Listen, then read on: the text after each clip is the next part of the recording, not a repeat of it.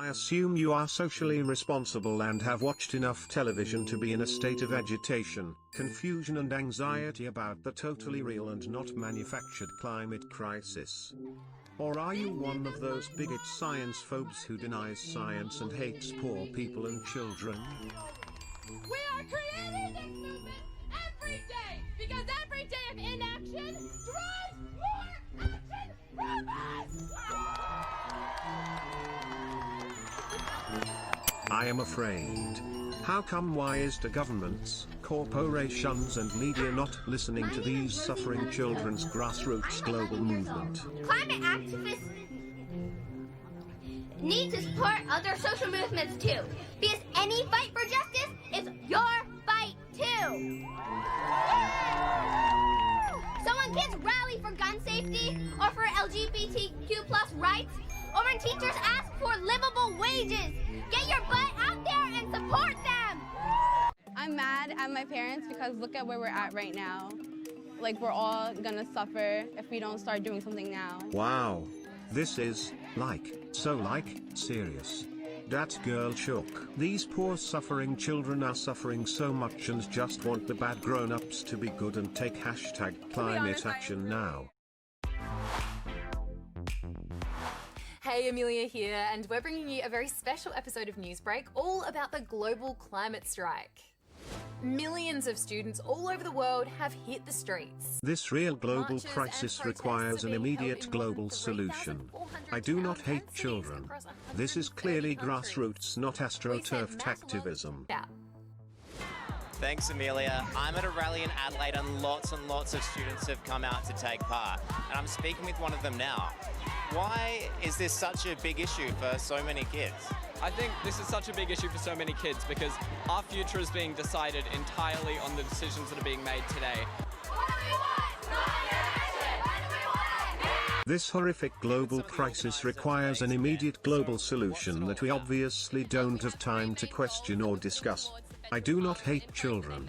I am not a bigot. This is an incredibly important cause, and this is an opportunity for them to stand up for their futures, and that's definitely worth missing school for. Everybody wants us to go to school, and I want to go to school because I want to get educated. But climate change is so important that through school that I've learned that we need to actually do something. And with our power, we should all stand up and fight for what's right. Greta says the best thing people can do is start small, because everyone has the power to make a difference.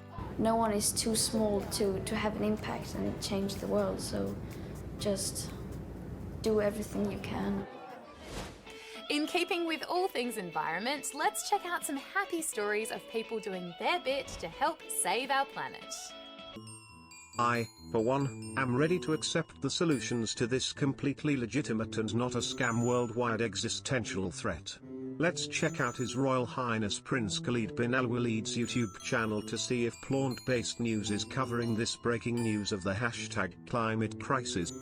Surely Klaus and the vegan movement will be taking appropriate action to face this imminent and immediate planetary threat that will surely destroy everything very soon if we don't take appropriate #climate action right now. Than the rest of the Earth. Temperatures over parts of the Arctic will increase as much as 54 degrees Fahrenheit this month. Our house is on fire. Our house is falling apart. We are right now about 11 years away from that climate breakdown will become irreversible. Wow. This is serious, and this video is already a week old. Let's see if the most recent videos have some solutions we can implement to combat this completely serious and imminent real global catastrophe. And we will never stop fighting. We will never stop fighting for this planet and for ourselves, our futures, and for the futures of our children and grandchildren. Thank you. 3 years ago, I guess, I'm not quite sure, but 3 years ago, roundabout, you radically changed the life of your family. You managed to have your family stop eating meat, for example. How did you do that, and what did it take to convince them?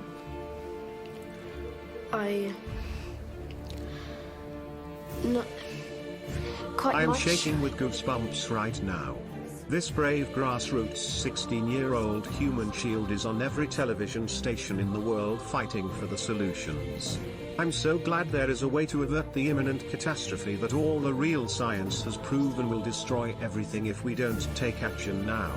If the adults don't sterilize themselves, put us on birth control, pay carbon taxes to the World Bank and IMF, move into a social engineered smart city and eat a plant-based diet of mass-produced kibble made from processed monocropped patented GMO plant foods, this poor 16-year-old human shield will not have a future. And so on. They always had excuses, but then I made them feel so guilty. You made them feel guilty? Yeah, I told Bad news for your parents. Yeah. What's that? You aren't convinced? What the fuck is wrong with you? Why are you stealing poor Greta's future? Why do you hate children and the planet? Why do you support murdering Bambi and Simba? And then they decided to do those changes because I have made them feel very guilty. Now all of them are vegan. I'm so excited to be vegan like my heroes, Greta and Klaus. Let's check in on Bill Gates, selfless philanthropist, friend of former champion of science and fellow philanthropist Jeffrey Epstein. He must be working to help us face this real, credible death threat from the climate. Some people don't recognize how important Nigeria is. In sub-Saharan Africa, almost a quarter of the people live in one country. I'm here with my friend, Aliko Dangote. A lot of people, they are not really aware of the malnutrition issues that we have in Nigeria. Malnutrition is such a gigantic problem. Part of it is just getting enough food, but another part is getting various vitamins, micronutrients. Rejoice. Bill Gates, major shareholder in Monsanto and Beyond Meat, and his friend, the richest man in Africa, are putting extra special vitamins and minerals in the industrial plant-based GMO kibble they want to feed all of Africa and the world with. Saving the planet and not eating meat or animal foods never felt so good. If we could get more GMO corn and soy into Africa, we can stop the #climate crisis. And now whatever that we produce in Dangote Group, whatever you eat, you have micronutrients there. Here we've got flour that's got the vitamin A in it. Here we've got salt with iodine in it. We gathered 13 of the CEOs that produce 80% of the foods that we sell in Nigeria, and they committed to adding nutrients into whatever they are producing, which will have a big impact on health. What we just want is for the government regulatory agencies to make sure that, yes, it is enforced everywhere. It is enforced everywhere. I trust in this and want the government to put nutrients in all my kibble. Equality is delicious and nutritious. Have a huge impact on all of Africa. I'm so relieved. Let's go back to plant-based news and find some more revolutionary vegan solutions to the truly imminent climate Armageddon. Looks like plant-based news has taken a day off from fighting the real and not made up #climate crisis to make a sponsored recipe video ad for a fake vegan cheese made by a company that mass produces real cheese in the UK. Great timing. It's been nearly an hour since this newly converted starving vegan has had an unnecessary vegan snack. Nothing stokes the revolutionary fire in my vegan soul like a healthy, sustainable fake vegan cheese meal in my smart city coffin apartment. I feel so good about myself. I feel so happy and not malnourished. I am ecstatic and smiling inside. I do not want to cry. And it's just completely dairy free, so if you are lactose intolerant, then that's, this is a great alternative for you too. So when it came, we were pretty surprised in a great way at how good and realistic it is. It's so good, it's lovely raw, and it melts amazingly, doesn't it too? So we're going to make some really good recipes. This one I'm really excited about because it's this recipe and lifestyle is so acceptable and is healthier for myself and the planet than real food. This is a sustainable vegan meal of fake cheese fried in Roundup fortified wheat flour and GMO vegetable oil. I do not wish this was real animal foods. I am very empowered against the #climate crisis. I am not deceived. We are all one. I can become a god. I am being the best version of myself. I am being the change that I want to see in the changes that must come in these changing times to come. The animals will thank me if I get a vasectomy. The climate crisis is going to kill everything if we don't all do this. I am happy and choose this. I like making vegan recipes like the people on the screen. I am smiling large inside. My mother is the earth and my father is a closet heterosexual. We evolved from cosmic sludge. I will stop craving real animal foods eventually. I feel healthy. Veganism is desirable and easy. I would gladly pay a carbon tax to the World Bank. Jeffrey Epstein committed suicide. I am saving the planet. The climate is changing, and if I don't eat this instead of real animal foods, that 16-year-old human shield won't get her future back from the abusive grown-ups. I am not deceived. I am not in denial.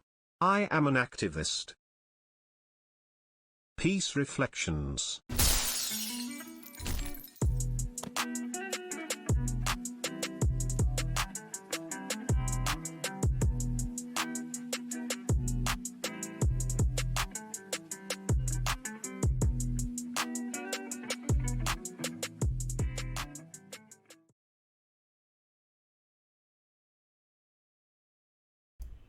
What's up, bigots? What's going on, everybody? We got a bunch of people watching. There we go. The attendance is up. Class has begun. Good morning, everybody. Good afternoon or good evening if you're over in Europe. We got sound now. You guys are a little bit behind in the chat there. Some people are saying no sound. That was when I first started. What's cracking, everybody? What's going on? How is everybody doing with this imminent hashtag climate crisis? How are y'all doing? What are you guys all doing today to fight the hashtag climate crisis? I hope you're holding your breath. All right, keep that CO2 inside. Retain that evil toxic CO2 so poor Mama Earth doesn't have to deal with all your toxic gases. Today, we're going to have all sorts of fun. What's up, Gene Doe? Throwing out the super chats already. £5. We got some super chats coming out of the UK, which is one of the breeding grounds of this degeneracy that we see being promoted all over the world of a plant-based diet. All the hottest celebrities are all going plant-based, says the BBC. All the hottest celebrities are all getting vasectomies, says your television screen. All right, this ongoing dehumanizing campaign that we see going on has pretty much reached its peak in this last year. The vegan diet, the plant-based diet, being promoted heavily as a solution to what? To the climate change crisis, right? The climate crisis, which we've talked about many times, is not designed to save the planet, not designed to save you, not designed to protect the earth. This is a ruse. We're being duped. This is about the consolidation of resources. This is about the further consolidation of the food supply. And it's about taking away our ability to feed ourselves, to feed our families, and to live our lives outside of the big degenerate cities. And that's what we're talking about today. So thanks, guys, for showing up. Thanks, everybody, for the... we've had a few really awesome people give us some nice donations via PayPal lately. That's always nice. You know, these videos, they do get demonetized. The last stream, the Osho stream, was not just demonetized, but it was blocked. It was blocked. So I had to go back. Luckily, I was able to recover it from a recording. Was able to go back and actually re-upload that one. So thankfully the Osho stream didn't disappear, the little Jay and I. Let's see how this one goes. We're going to have all sorts of fun today. Let's talk about Nate Diaz. Nate Diaz, obviously one of the better athletes in MMA, right? One of the most famous MMA athletes. Very, very talented fighter. Not the greatest fighter in the world, but one of the best, right? One of the best. He argues that he's the greatest, right? Which everybody loves it. Everybody loves Nate Diaz. Very entertaining fighter, always throwing down, trains really hard. And he's being touted as a vegan game changer. Nate Diaz is being touted as a vegan diet proponent. He says he eats a mostly vegan diet. He says he eats vegan. The vegans say, oh, Nate is an example of how a plant-based diet can work for you. How a plant-based diet can make it to where you're going to perform better than ever. Right? Nate Diaz supposedly is a vegan, according to the vegans. Right? These same vegans who, if one of their own gets caught eating fish or eggs or meat, They say that person was never really vegan. They say that person was a fake-ass vegan. That person was a shill. They were just in it for the money. These same vegans are going to go out there and tell you, oh, look, Nate Diaz is vegan. Arnold Schwarzenegger's vegan. And now, Kai Greene is vegan. We're going to dig a little bit deeper into this today. Nate Diaz, vegan diet powers yet another UFC win from Live Kindly. This is just a vegan propaganda website that puts out loads of this climate crisis. Change the planet by going vegan. Check these other articles out. Presidential hopeful Cory Booker. Vegan egg is a game changer. Oh my goodness. Fake vegan eggs that cost 3 times as much and are made out of materials that are monocropped using GMO plants that are sprayed with pesticides that have to be shipped all around the world to be manufactured into semi-edible, almost digestible kibble. This is so amazing. It's going to change the world, says Cory Booker. They say his plant-based powers, the powers of his vegan diet, brought him that win at UFC 241. Got another article here. Reporter questions vegan Nate Diaz badass status. The response is priceless. So Nate Diaz, he's always on point with his responses. Always keeps it. Nate Diaz. Let's hear what Nate Diaz has to say about his diet. You call yourself a badass motherfucker. How do you say that when you're a vegan?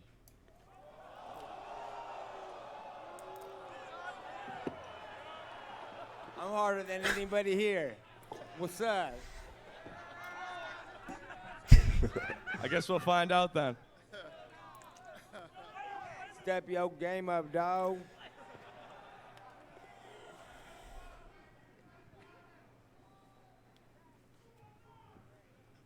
A question for Jorge.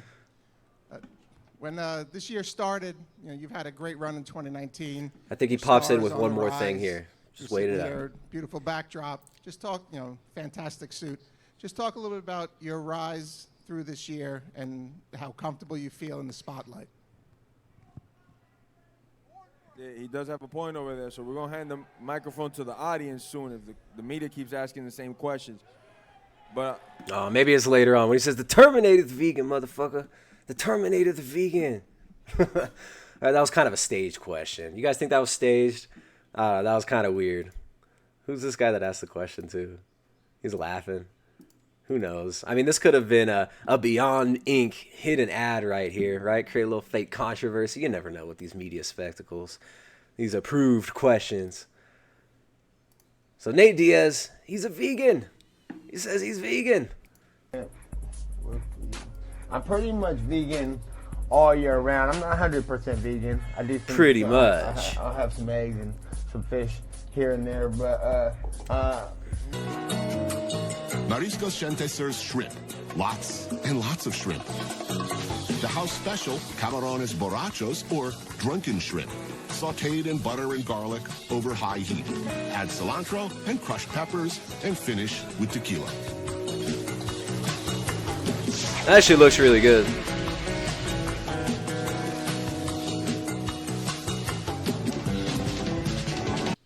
Oops.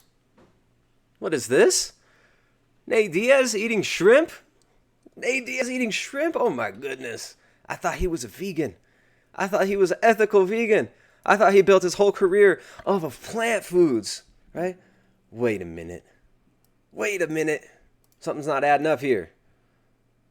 That was a clip from Anthony Bourdain's show, Nate and Nick Diaz.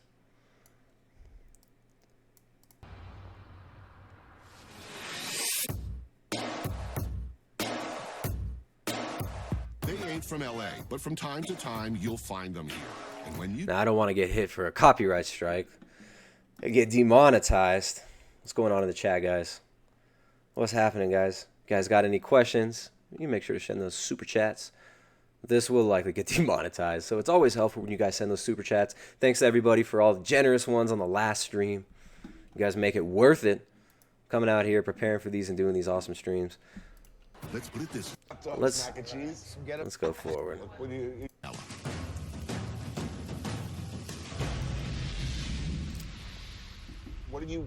you eat growing up? Like, in your house when you were little kids, what kind of food were you eating?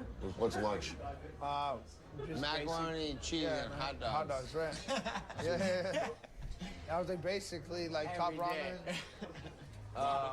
Yeah. Hot dogs, mac and cheese. Some ghetto juice. What about you? You know, rice and beans. All right, so they're growing up on the standard American crap, right? The processed foods. What are they doing eating shrimp? I thought these dudes are vegan. What's Nate Diaz doing? I go to Venice Beach. I go to Cafe in LA. What are they doing eating shrimp? Nice and light, and then I get stronger. Why does he have shrimp all over his plate? I guess shrimp is vegan. Apparently shrimp is vegan if you're Nate Diaz. Shrimp is vegan if you're a celebrity and your clout and your real accomplishments can be hijacked and used to push a bunch of ideologues' pet religious diet. Right? If you're Nate Diaz, it doesn't matter if you're really vegan. The vegans will push it as if you're vegan. Right? I don't think Nate really understands what veganism is. Obviously, Nate's not spending time online LARPing like an activist. Obviously, Nate isn't out there marching in the streets for hashtag climate action like animal rebellion in these kooks. Right? Nate Diaz probably has no idea what really goes on in this vegan movement. Right? Let's be honest. He's not even a vegetarian. Nate's not even vegetarian. He eats fish. He eats shellfish in abundance. So, Nate Diaz, great athlete, great fighter, super entertaining, funny dude. Not a vegan, though. Sorry, guys. Not a vegan. So sorry. Nate Diaz ain't a vegan. Neither is Anthony Bourdain. Neither is Anthony Bourdain. Vegetarians and their Hezbollah-like splinter faction, the vegans, are a persistent irritant to any chef worth a damn. To me, life without veal stock, pork fat, sausage, organ meat, demi-glace, or even stinky cheese is a life not worth living. Vegetarians are the enemy of everything good and decent in the human spirit, an affront to all I stand for, the pure enjoyment of food. The body, these waterheads imagine, is a temple that should not be polluted by animal protein. It's healthier, they insist, though every vegetarian waiter I've worked with is brought down by any rumor of a cold. Oh, I'll accommodate them. I'll rummage around for something to feed them, for a vegetarian plate, if called to do so. $14 for a few slices of grilled eggplant and zucchini suits my food cost fine. There's a quote from Anthony Bourdain.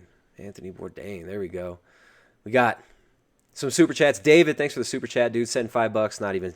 He didn't have any questions. He didn't have anything to say. Just supporting the stream. Much appreciated, dude. Chosen Lifestyle sends $1.99. Says, can you discuss plants having all the amino acids? Okay, the claim that plants have all the amino acids, this is complete nonsense. All right, so you know what else has loads of essential minerals? Rocks. Rocks are also full of essential minerals and essential nutrients. Plants are full of these amino acids, but they're in the complete wrong balance, right? The methionine levels not balanced with the lysine levels. The glycine levels, right, of these foods. These are not balanced amino acid profiles like you're going to find in animal foods. In animal foods, you find a perfectly balanced amino acid ratio. Right? A perfectly balanced and easily digestible form of all these amino acids and fatty acids that we need comes in animal foods. So we talked about that in a lot of streams and a lot of videos here over the years. So check out some of the older videos. Garland Farms, what's up, dude? Garland Farms, grass-fed beef producer.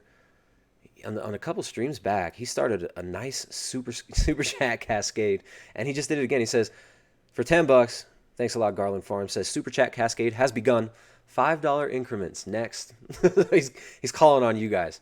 Thanks a lot, guys. So remember, rocks have all the minerals that you need, and plants have all the amino acids you need, right?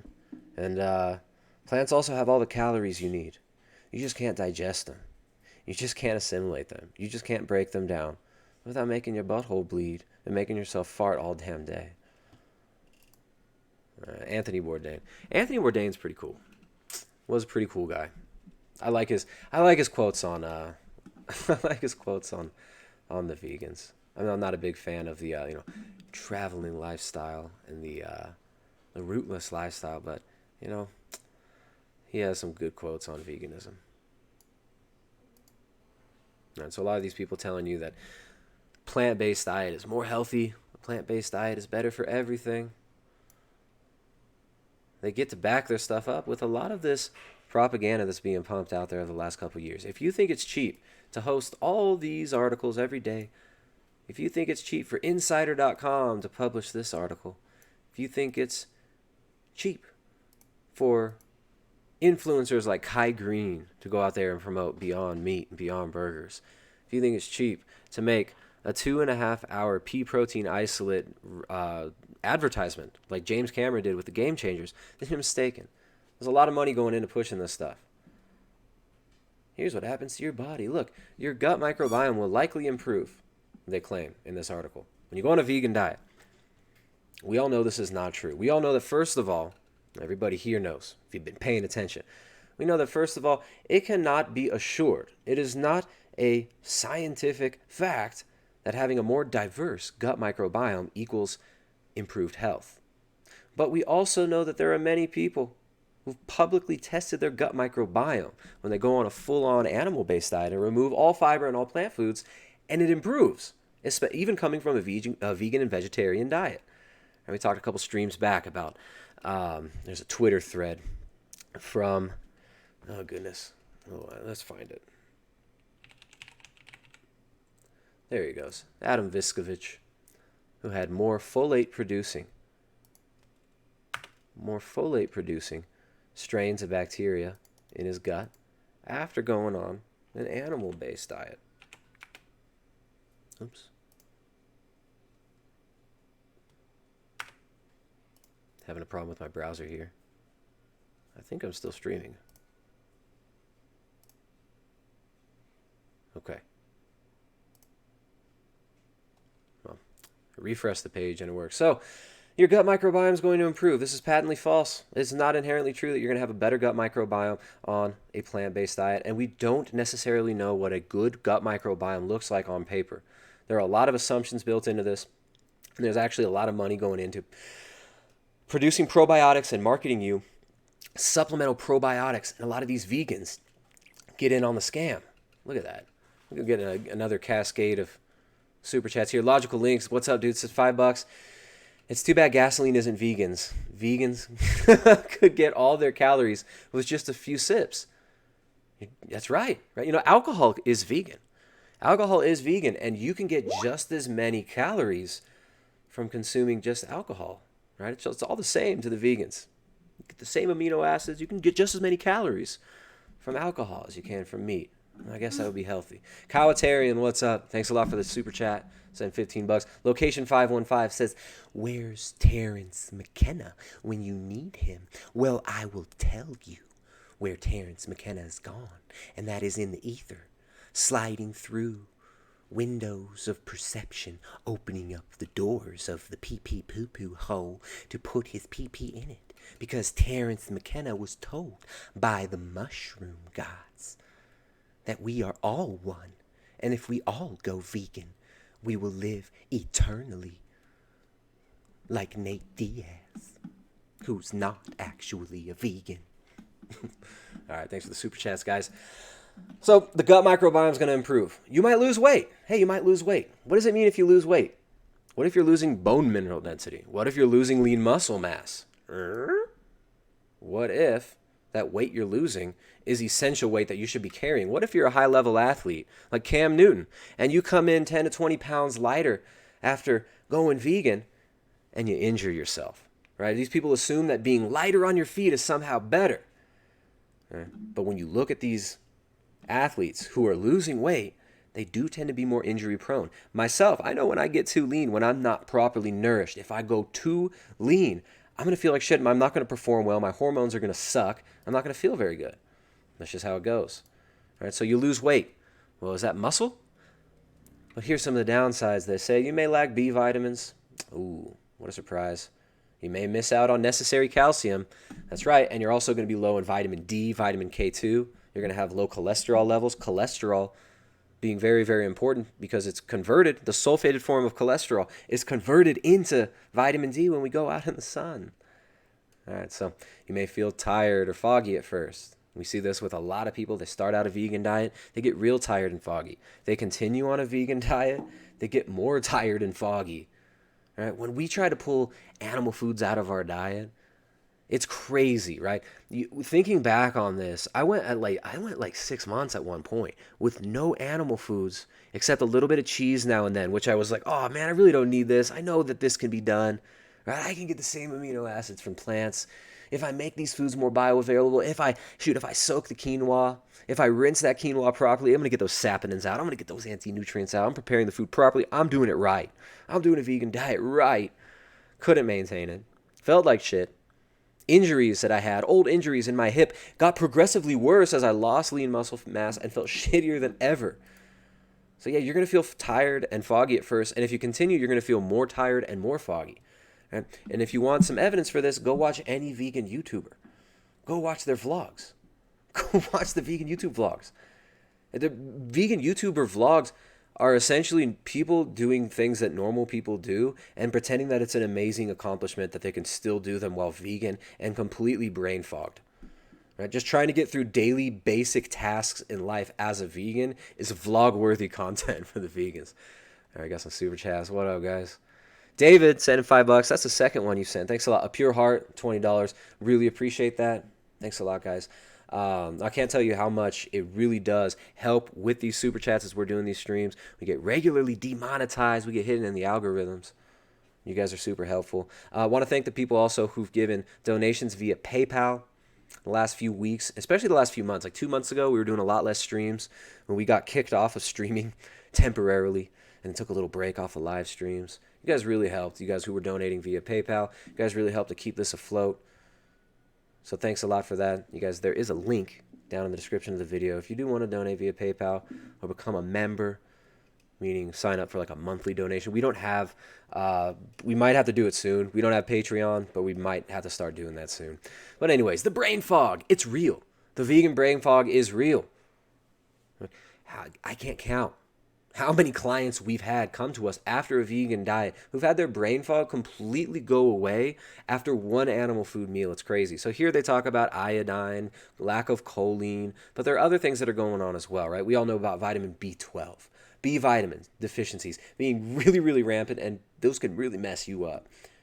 We also talked about how B vitamin producing microbes can actually increase depending on the dietary context that you're in.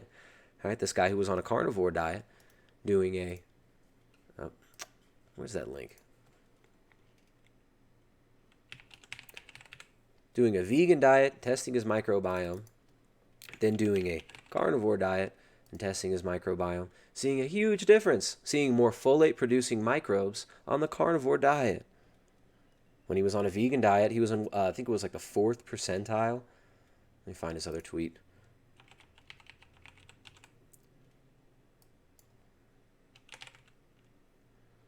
When I was on vegan, my gut diversity was in the 3rd percentile. After being carnivore for a week, it jumped up to 81. Now, after a year of eating 0 fiber, it's 92. Want to guess what Ubiome recommended to increase gut diversity? We don't have to guess. We know. They're going to tell you to eat more fiber. They tell you that fiber is good for you. But we're not seeing this really play out in the real world. All right, so they say foods might start to taste different on a vegan vegetarian diet. And that is really true. The foods you eat on a vegan vegetarian diet taste like shit. So they taste very, very different from animal foods, which taste really, really good. The foods you eat on a vegetarian vegan diet taste like kibble, like processed imitation fake foods, because that's what they are. So yes, they will taste different. You may lower your risk of heart disease. Now there's another really interesting one that doesn't seem to really play out in the real world. Heart disease going down on a vegan diet, they claim. Well, we've got, I had that pulled up. Well, there it is.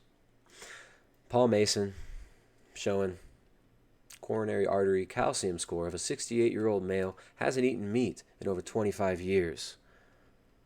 Calcium score of 2,060.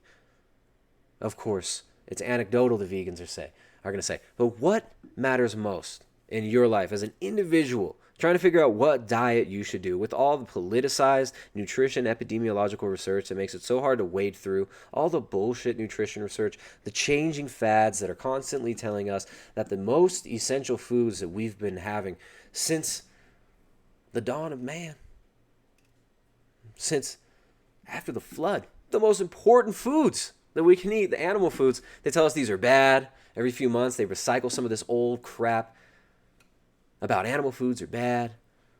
But what is the number one killer of vegans and vegetarians? It's heart disease. Cardiovascular disease still kills more vegans and vegetarians than any other thing. Look at this ridiculous calcium score on this dude that hasn't eaten meat in a long, long time. Then we've got this tweet from Brian Lenskis, MD. That's actually interesting. My highest CAC score to date is in a long-term 20-plus year vegan. 4,782. Negative stress tests and workup. Normal insulin, lipids ratio, CRP, etc. I thought it was a fluke or bad genes. Head scratcher. Head scratcher, right? Why are these vegans calcifying? There are a lot of different theories on why this would happen. Right? Lack of vitamin D and K2 is one theory. The Weston A. Price Foundation has been talking about this possible route to cardiovascular disease. The importance of fat-soluble vitamins for the utilization of calcium. Right? The importance of fat-soluble vitamins for the utilization of vitamin D, which regulates calcium homeostasis. This could play an important part. We also know that these people who have heart attacks, right, these post-mortem reports, they are finding that it's not butter that's in these arteries. They're finding a lot of what is called the polyunsaturated fatty acids that come from the vegetable oils, that come from the plant-based foods. Interesting stuff.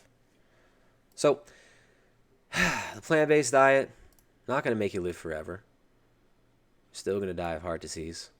But hey, you can feel really good about saving the environment in your fake moral high ground position, which is also delusional. They say it might reduce your risk of some cancers, which processed meats have, through really poor epidemiological research using food frequency questionnaires, these international organizations like the WHO have declared that processed and red meat are possible carcinogens. They're possible carcinogens. All right, we've talked about the poor science behind this at length. It's very, very politicized. I've got one, Nina Teicholz, who wrote The Big Fat Surprise. She's got a great book that you can read all about the politicization of nutrition guidelines. Kind of a really good introduction, especially for like normies. Really good book there. And she gets into some of this stuff about the politicization of the science behind it. But it's a bunch of bullshit. Red meat's not causing cancer. That's not what's causing cancer. Red meat consumption per person has decreased in the Western world. Saturated fat consumption per person has decreased dramatically in the Western world since the adoption of the dietary guidelines years ago, decades ago. Right, once these were pushed, these dietary guidelines, which are influenced by big ag, big pharma, right? These are highly politicized. It's about power. It's about control over the food supply. Ultimately, these guidelines that tell us eat more vegetable oil, eat more sugar, more carbs, less fat. People are listening to them. People have been eating less carbs, more vegetable oil. Cancer rates have skyrocketed. People's health is failing. We're seeing more issues with our health than ever before. It just is clearly not working, right? So we're told to do basically the opposite of what we should be doing. Look, they're telling you you're going to get better sleep. Why are you going to get better sleep? Well, that's because you're eating legumes, nuts, quinoa, and whole grains, and these foods have a low glycemic index. They couldn't spell check this sentence, these with 2 E's. So they're telling you that quinoa, legumes, nuts, and whole grains have lower glycemic index. What are you talking about? Lower glycemic index than animal foods, which have the lowest glycemic index of any foods? Fat and protein. Some of the best foods to eat if you're diabetic, right? So they say your skin's going to improve, which we know from talking to so many vegans, that their immune system often tanks on a vegan diet. You need fat-soluble vitamins for the functioning of your immune system. You need cholesterol. Your brain shrinks when you don't have enough cholesterol. So we're being told to do the opposite of what we should be doing. We're told it's going to get us healthy. Right? And it's sad that a lot of these vegan athletes, which Nate Diaz is not, It's sad that a lot of these athletes get duped into this stuff. They get duped into removing the most important foods from their diet, and their performance suffers. We've got this picture of this young man, Venus Williams, who was going vegan to try to manage extreme fatigue and other autoimmune disorder issues. I wonder how he's doing now, right? Like, how's this dude doing out now? I mean, we'll have to check in on Venus Williams sometime soon, but tennis star Venus Williams has said a raw vegan diet mitigated the extreme fatigue caused by a rare autoimmune disease called Sjogren's symptoms. I mean, if only this dude had understood that people have actually been looking at low carbohydrate approaches for a lot of these autoimmune and inflammatory conditions. Now, I'm not sure for this one in specific, but I mean, there are autoimmune conditions that no diet is going to completely resolve. But so many people have been finding that pulling out all plant foods from their diet can help dramatically with this stuff. And look at Paleo Medicina's work treating cancers. I mean, these are doctors out of Hungary. Paleo Medicina doing studies bringing it into full control type 1 diabetes in some patients, right? There was this one paper that they published about a 9-year-old boy whose type 2 diabetes was put into remission using an all-animal food-based, what they call Paleolithic ketogenic diet, which is basically a ketogenic diet based on animal fats and protein. Right? Very similar to what we promote here. And they actually tend to use a lot more organ meats and stuff as well, Paleo Medicina. They do a really good job. So hopefully, we might talk to Sophia Clemens soon. It's been difficult to get our schedules to line up, but we'll hopefully have her on soon. We can talk about some of the stuff. But we're being sold a bill of goods that's just not real. You're being sold that eating processed plant foods instead of real animal foods is good for you. That's good for you. And you have all these dupes trying to ride the coattails of legitimate athletes who are not even vegan, right? And claim that they're taking the health and moral high ground with their vegan diet. But it's just not true. These people have been duped. And these people in the plant-based movement, you see them falling apart. Right? How many ex-vegans have we seen this year? How many ex-vegans did we interview last year? I had to stop. Because there's more and more all the time. Every single week, these new vegan YouTubers, high-profile vegan YouTubers, are coming out as never really vegan, right? That's what the vegans say. You were never really vegan. If you stopped being vegan ever, you were never really vegan. You were a fake vegan. Come on, guys. Come on. All right, so Nate Diaz, who is not a vegan, Nate Diaz, who is totally not a vegan, gets used as a poster boy by these people who say, you are going to live forever if you go vegan. You're never going to die if you're vegan. It's going to be the Garden of Eden diet. They tell you that your performance won't tank. Yet time and time again, we see athletes' performance tanking.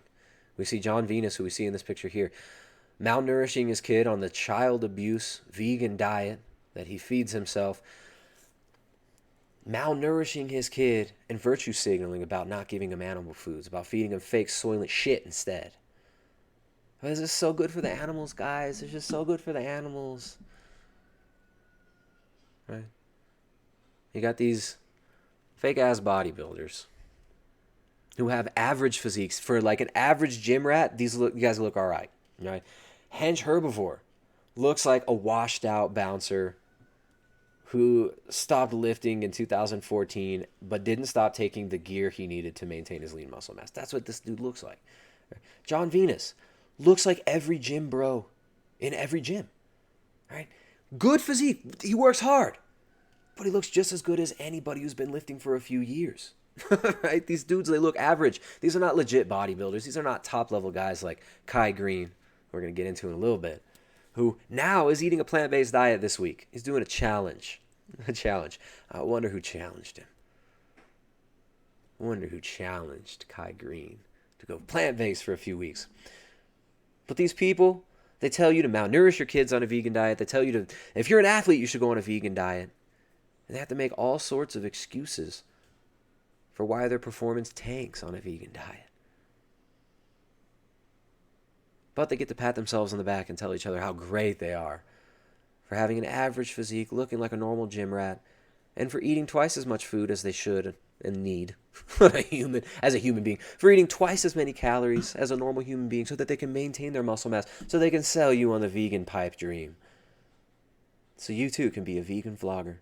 Hey. Now that the vegetable festival is over, how did you enjoy it?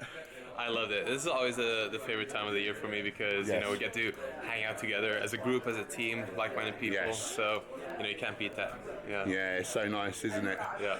And I've seen you interacting with little Noah. Yeah. I mean, me and my missus, we decided a while ago that, we don't want to have kids. She has an autoimmune thyroid disease that she don't want to pass on. Yeah. And I'm very stingy with my resources and time. Right, yeah. But you look like you're having the best time together. Yeah. And I do worry, am I missing out?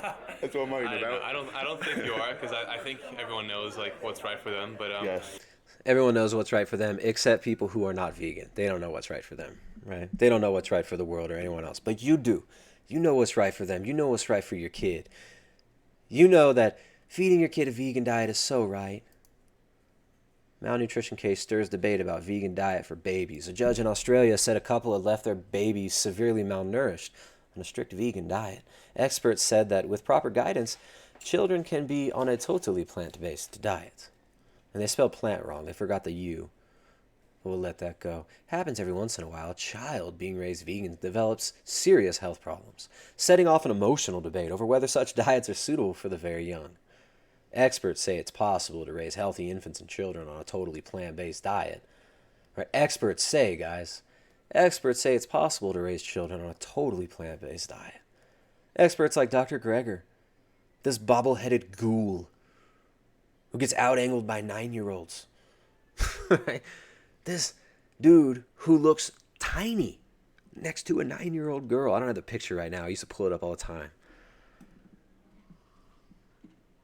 Bobble-headed Greger says it's good.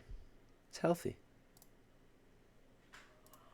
Vegan parents whose strict diet left babies severely malnourished avoid jail.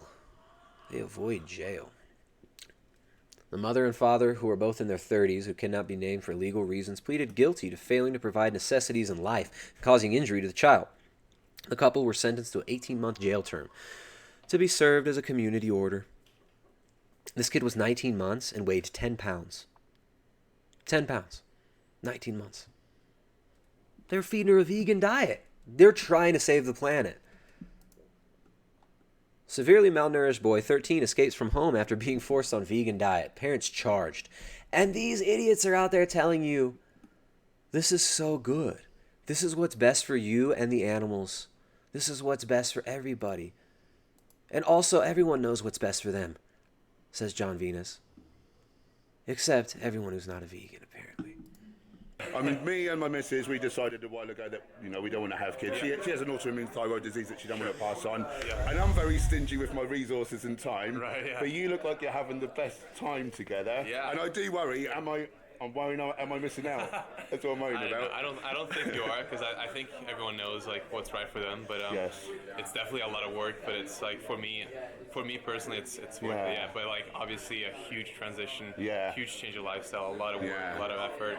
A lot of time, especially for Catherine. Yes. I'm lucky that she does most of the work because I wouldn't can be able do to do your social all that media she does, thing.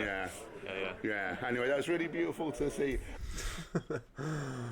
So hench herbivore, oh, I don't have the resources to have a kid. Right, because it's just so expensive to have babies, right? You have babies, it'll ruin your ability to be able to afford your 3 times the human physiological dose of testosterone per week. David sent $5. Thanks a lot. Let's see. Wait, a pure heart. I think we already read these ones. Igor says, hey, sorry so cheap. Got 100 other Savours to support. Igor, thanks for the $2, dude. You guys keeping this afloat, keeping the chat going. Got so many people in the chat. What's up, everyone? Joshua Baker, what's up, dude? $4.99, Joshua Baker. It helps. I love when you guys have the same profile image on Instagram as you do on YouTube, because I remember you. Josh Baker says, when are you launching your breatharian cookbook? Carnivore is so homo sapien. I need my Age of Aquarius recipes. Thanks. Yeah. Yeah, the vegan cookbook. We'll do a all homegrown vegan foods cookbook. It'll be marketed towards cattle. Jojo499 says, arbitrary number for athletes to attain body weight or lean muscle. Where is the process to learn about hormones, tendon health, articular joints, immune system? Okay, Jojo, a lot of questions there. Arbitrary number for athletes to attain body weight or lean muscle. I don't know what you're saying there, but let me guess, right? And you can clarify if you're still watching. You can clarify, dude. I guess what you're asking is, like, what is like a good body fat percentage, good body composition for athletes? Athletes should not be super, super shredded. Right? When you see these guys weighing in, like, remember like McGregor before he fought Aldo? Remember how lean he was? How depleted he was? I mean, looking back on that, who knows what could have happened in that fight. But if he hadn't knocked him out in 16 or 13 seconds or whatever he did, I wonder how he would have fought that fight. He was so freaking lean. He was so ripped. He was so low in body fat. And when that happens, we're not able to function as well, right? Fat is very, very important for the endocrine function in your body. Fat is very, very important hormonally. If you go too low in body fat, your body starts to shut off. So we got to have some. We got to have some fat on the body. Right? So if you want optimal hormone production, you're going to need sufficient cholesterol. If you want optimal testosterone levels, you're going to need some body fat on you. Most athletes, men, tend to perform really well around 15% body fat. Much below like 12% body fat, most start to see a decrease in performance. When MMA athletes go up in a weight class, that's why they tend to have an advantage as opposed to going down in a weight class, right? Dudes going up in a weight class with less of a weight cut, where they can hold some more fat, where they can hold some more weight. Because remember, the fat's not just subcutaneous, the fat's also in our muscles. So going too lean, decrease your performance. Hope that helps, man. Let me see. I don't see your name popping up. If you would clarify your question there. All right, so Hench Herbivore, John Venus, say go vegan. Malnourish your kids on a vegan diet. Well, I mean, it's sad to see, but there are a lot of vegans who have put their kids on long-term vegan diets. There are vegan parents who have forced their kids into this lifestyle. There are vegan dupes who've done this for years and years and years. And here's what happened to one of these families. Severely malnourished boy, 13, escapes home after being forced on vegan diet. Parents charged. Malnourished 13-year-old boy who was forced to follow a vegan diet escaped his Ohio home, leading authorities to arrest his parents. The unidentified teenager was found miles away by residents in Gallion, Crawford County. He weighed 65 pounds. He weighed 65 pounds. My 7-year-old daughter weighs 50 pounds. This is a 13-year-old boy, weighed 65 pounds. The child had a very strict vegan diet, basically consisted of almonds, bananas, grapes. Had to have everything eaten in 30 minutes. The teenager had also reportedly suffered from a childhood cancer as an infant and had not been checked on since. Was being homeschooled at the time, would often go to church with his family. Man, so, I never liked this rhetoric about taking kids away from the parents, this rhetoric about, oh my goodness, look at these poor babies. Shouldn't the state intervene? Shouldn't we collectively own all children, right? Remember CNN saying, like, we own the children. Remember Extinction Rebellion, we watched a couple weeks ago, marching through the street. Whose kids? Our kids. Whose forests? Our forests. No, they're not your kids. These are my kids. But this was someone's kid. And that kid's parents put him on a vegan diet, and now if convicted of all charges, his parents could face over 22 years in prison. They got a $500,000 bond set. Really sad to see, but also really stupid to see people like this, like John Venus, like some of these other vegan parents online. Who else? Who are some other people malnourishing their kids and bragging about it and virtue signaling at it online? It's so sad to see these people doing this to their kids. I mean, it's sad to see people do it to themselves, but it's way more sad to see them do it to kids. All right, so 13 years old, vegan diet. Didn't seem to work out for him like it is for Nate Diaz. Wait a minute, Nate Diaz ain't even vegan. Sorry, guys. Reminder, Nate Diaz, not a vegan. Regularly eats fish, regularly eats shellfish. Nate Diaz knows that if you stop eating animal foods completely, you can't sustain it, you can't maintain it. So, all right. We're going to move on now. Nate Diaz, always making things interesting. I thought his USADA thing was a nice stunt. to bring some attention to the fight. Not that he did it as a stunt, but it made it exciting. So that fight's going down on Saturday or Sunday. That's going to be fun. That's going to be really cool. Okay, we're moving on. From Nate Diaz to... From Nate Diaz to... Ah! No!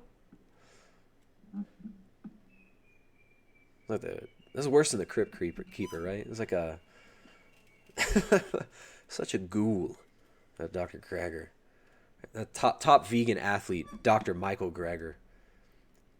Look at that. Look at that front delt strength as he extends his arm. That salad, the bowl that salad's in, that's bamboo. I mean, that weighs a few ounces at least. And if you look on it, I mean, that's got quite a bit of dressing on it. And that stuff is very, very heavy. Very heavy.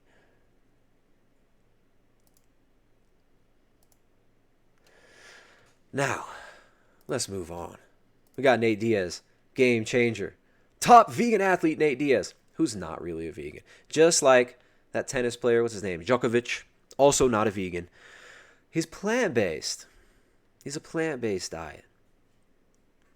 What the heck is a plant-based diet? Well, let's get woke, guys. Let's learn about it. Hold on. I gotta find my...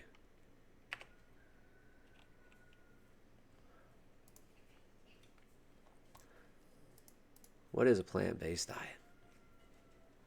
Kai Greene, top bodybuilder, a legitimate bodybuilder, right? Not John Venus and Leo Venus, right?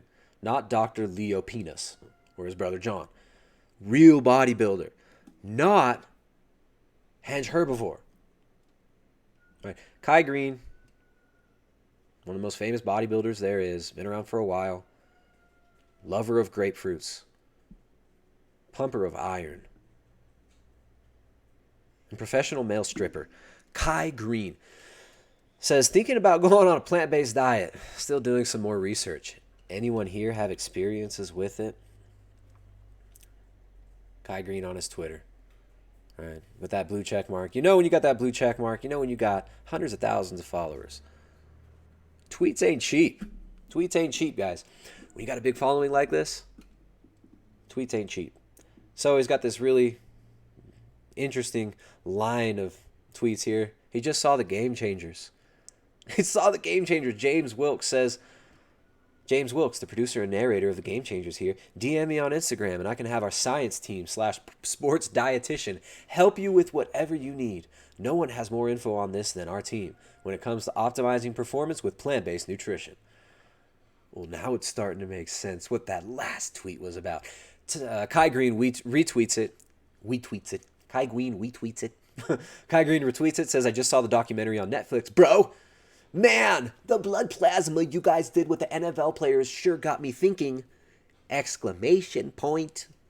All right, so if you guys haven't seen the Game Changers, there is a scene where they have people eat a burrito with beans or a burrito that has some meat in it. And they say that the burrito that had some meat in it, they show the blood. And they say, look, the plasma lipid levels increased when you ate a fatty meal. Oh my goodness. Oh my goodness, you're going to die. Oh, we all going to die. We all going to die. We got fat in our blood. Or what these people aren't mentioning is that there are vastly different lipid profiles in our blood, vastly different levels of cholesterol, of fats in our blood after we eat a meal. If you eat a high-fat meal, you're going to mobilize fat. You're moving it through your body. Fat is an energy source. You store fat everywhere. Every cell you have is made of cholesterol. Your brain is made of fat and cholesterol. You need fat and cholesterol. All right, so they make you think, oh, the fat is bad. Look at this picture of fat. It's going to kill you. Let's go on. Kai Greene retweets Generation Iron. Is Kai Greene looking to make a switch to a plant-based diet? There we go. We're getting hype. We're getting hype. Top bodybuilder Kai Greene urges the world's strongest man to go vegan. Whoa. Kai Greene is vegan now. Rejoice, everybody. Kai Greene is a vegan. Therefore, Kai Greene can attribute all of his hard work, his physique, every single thing that he's ever won. He can now attribute this to the vegan diet and rejoice. The vegans can now say, look, Kai Greene, one of the greatest bodybuilders to ever do it, is a vegan. And they'll pretend like this dude, they'll pretend like Kai Greene has been vegan forever. And they'll pretend like Kai Greene made all his accomplishments on a vegan diet, which is absolutely not true. All right, well, what's going on here? Well, let's see what's up. Here he is, filmed.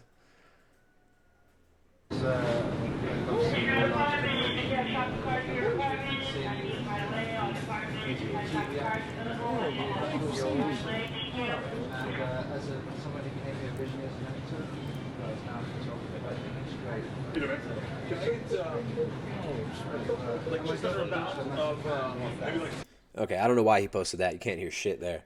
Here we go. Day 1, plant-based diet. Kai Greene. Oh, man. Plant strong. Kai Greene is plant strong. Look at all those gains he got from eating broccoli. Day 1. Day 1. Everybody says I froze. Hey, if it froze, refresh it. All right? Refresh it and you'll come back. I don't know why I froze. Maybe my internet went out briefly. Well, we're back. Shit, when I froze there, a bunch of viewers dropped off. Come back, guys. Come back. We got Kai Greene doing to that broccoli what he used to only do to grapefruits. So what's up with this? What's going on? Next tweet. Next day. I'm telling you, bro, hashtag 2020 gonna be diff with a piece of broccoli and a bicep flex, new plant-based diet, hashtag game over. Hashtag game over. Yeah, you're right, hashtag game over. Right? When you see these guys going vegan, you are bound to see either injuries or an extreme drop in performance, mood, and a psychological breakdown, perhaps, right? Shit. Kai Greene, sucks for him, but looks like he might actually be trying a plant-based diet. But also looks like he's doing a marketing campaign. Because what a lot of people out there don't realize is that this is how marketing is done now. It's not all done through television advertisement. It's all not done through ads on TV. It's done through social media influencers. It's done through Twitter accounts, dudes. It's done through social media. So check out Popeye, bro, you were telling the truth before they made it about chicken. Hashtag mind blown. I'm going to hold it down for you, man. All right, just these like corny ass posts. This dude's getting paid. Come on. This thing starts out with a dialogue with the Game Changers dude. The James Wilkes, the guy who directed the Game Changers, advertising their services for helping people with plant-based diets. It all starts with the Game Changers, which is a 2-hour pea protein isolate documentary advertising for James Cameron, the producer, who owns one of the biggest pea protein isolate facilities in the world. One of the biggest pea protein isolate manufacturing, processing, production facilities to make this plant-based kibble and dog food that they want to feed you, because athletes in the twilight of their career like Kai Greene can sell you on this shit. So I don't even know, does he do Olympia anymore? Man, it'd be interesting to see. It'll be interesting to see where he goes. I wish him the best. I don't know. I doubt he's really going to stick with this more than a week. It sounds to me like he's just doing a marketing campaign, right? Look, going strong into the weekend. My broccoli in my peace hand. Popeye. Then another tweet about Game Changers, right? So this guy, Dan Hevia, says, really interested to hear your perspective as time goes on. I've watched Game Changers the other night, and the blood tests alone had me considering big changes. Who's this guy? Another guy that's about to see. All right, so he's not a real athlete. He's not an athlete at all. He plays video games and watches wrestling. So anyways, Kai retweets that and says, I watched it too. Def got me thinking. And I believe, if anything, that was the intended goal. So I said, why not? Let me give it a try. So far, it's not as bad as people make it out to be. I feel good. That's just a couple days in, right? I'll tell you what, 3 days into this plant-based diet, I'm definitely sweating way more during my workouts. Like, is it like, oh, dude, you're sweating more during your workouts. That's amazing. That's amazing. Look at all those gains he made from broccoli.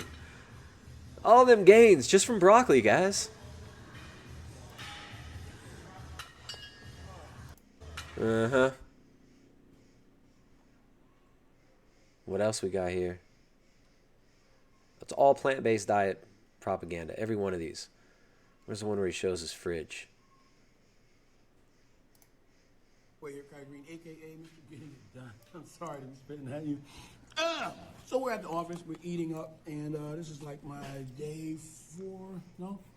Listen, the days kind of bleed into each other, so it's kind of difficult for me to kind of keep track, but I'm still continuing my vegan challenge here. This has got cashews, some vegan stir fry with beans and stuff, and some like broccoli. All right, so all sides.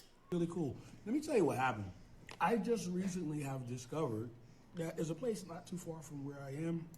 Actually, my office space is here in Williamsburg. And interestingly enough, everywhere I go, I'm actually discovering more, vegan options that are available to me that I probably would have never even knew existed. Let me show you what happened. I was Here we go. Look at my refrigerator, but we actually found these cool. Oh, we found these cool vegan patties. Look, we found these cool and totally acceptable vegan patties, right? Oh, like it just happens to be the first thing I pull out of my fridge, dog. Yo, look at that. Beyond Burger. Ooh. Oh, Beyond Burgers. So there it is. What a surprise. Beyond Meat. Beyond Meat, whose stock is plummeting. Let me find that. Beyond Meat, whose stock has been plummeting lately, which we'll talk about in a bit. I got some links pulled up about that. So I'm not surprised. Kai Greene, shilling for the Beyond Meat. Look at my plant-based diet. I watch the Game Changers. Boom.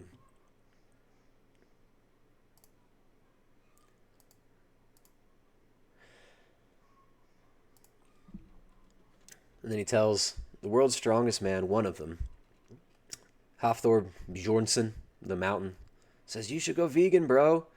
Right? Super corny tweets. The guy does one tweet a day about a plant-based diet. We'll see how long he does it for. Is it going to be a month? Doesn't matter. All right, so he's not trying to push people to go full-on vegan. It's this plant-based. Oh, you're going to go plant-based. They mix up the terms too. Vegan versus plant-based. Nate Diaz is not sure what it really means, right? People, they don't understand that vegan is actually a political movement. They don't realize that veganism is actually a global social justice movement run by a bunch of freaking Maoists using agitprop tactics to drill this into our consciousness and normalize it. And of course, plant-based news. The world's strongest man willing to give plant-based diet a chance. Thor ain't going vegan, guys. Now, if Thor says he's doing a plant-based diet, that'll be really funny. I'd love to see the footage of him eating his plant-based diet. So we got Men's Health also. Says the mountain says he's open to giving a vegan diet a try. Man, it's funny because Men's Health, they're so on top of this.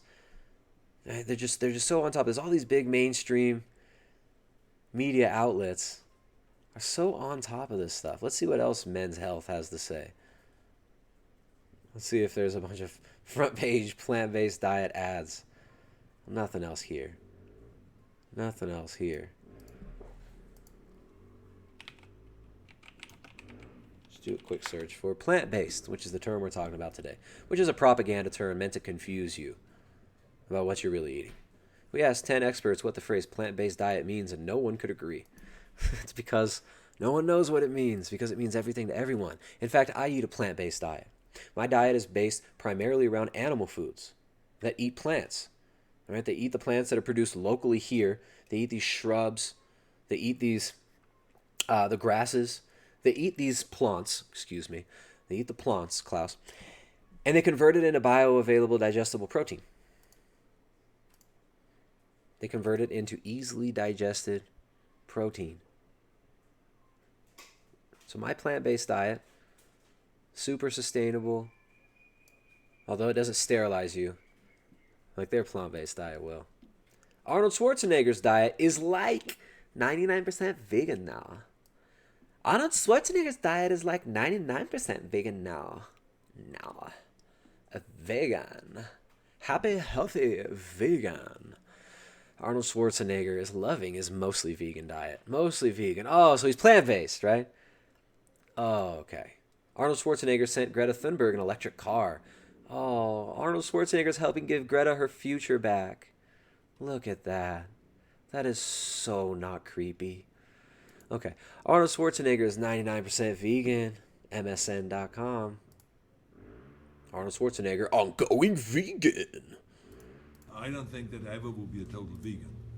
I stress to eat less meat, but not to eat no meat. I eat meat much less than I ever did before. I eat maybe 2 times a week meat. I eat chicken, I eat fish, I eat much more fish products than I ever did before. And green.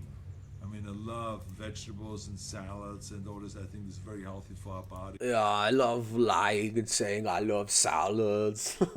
The vegetable. I eat lots of green. I don't eat meat. Arnold only eats the green. I've never even been to Mars. Alright, so here's Arnold. Let's learn about Arnold. And what's in his fridge? Let's learn about Arnold's mostly vegan diet. Just like Nate Diaz's mostly vegan diet. And Kai Greene's mostly vegan diet. What do you want?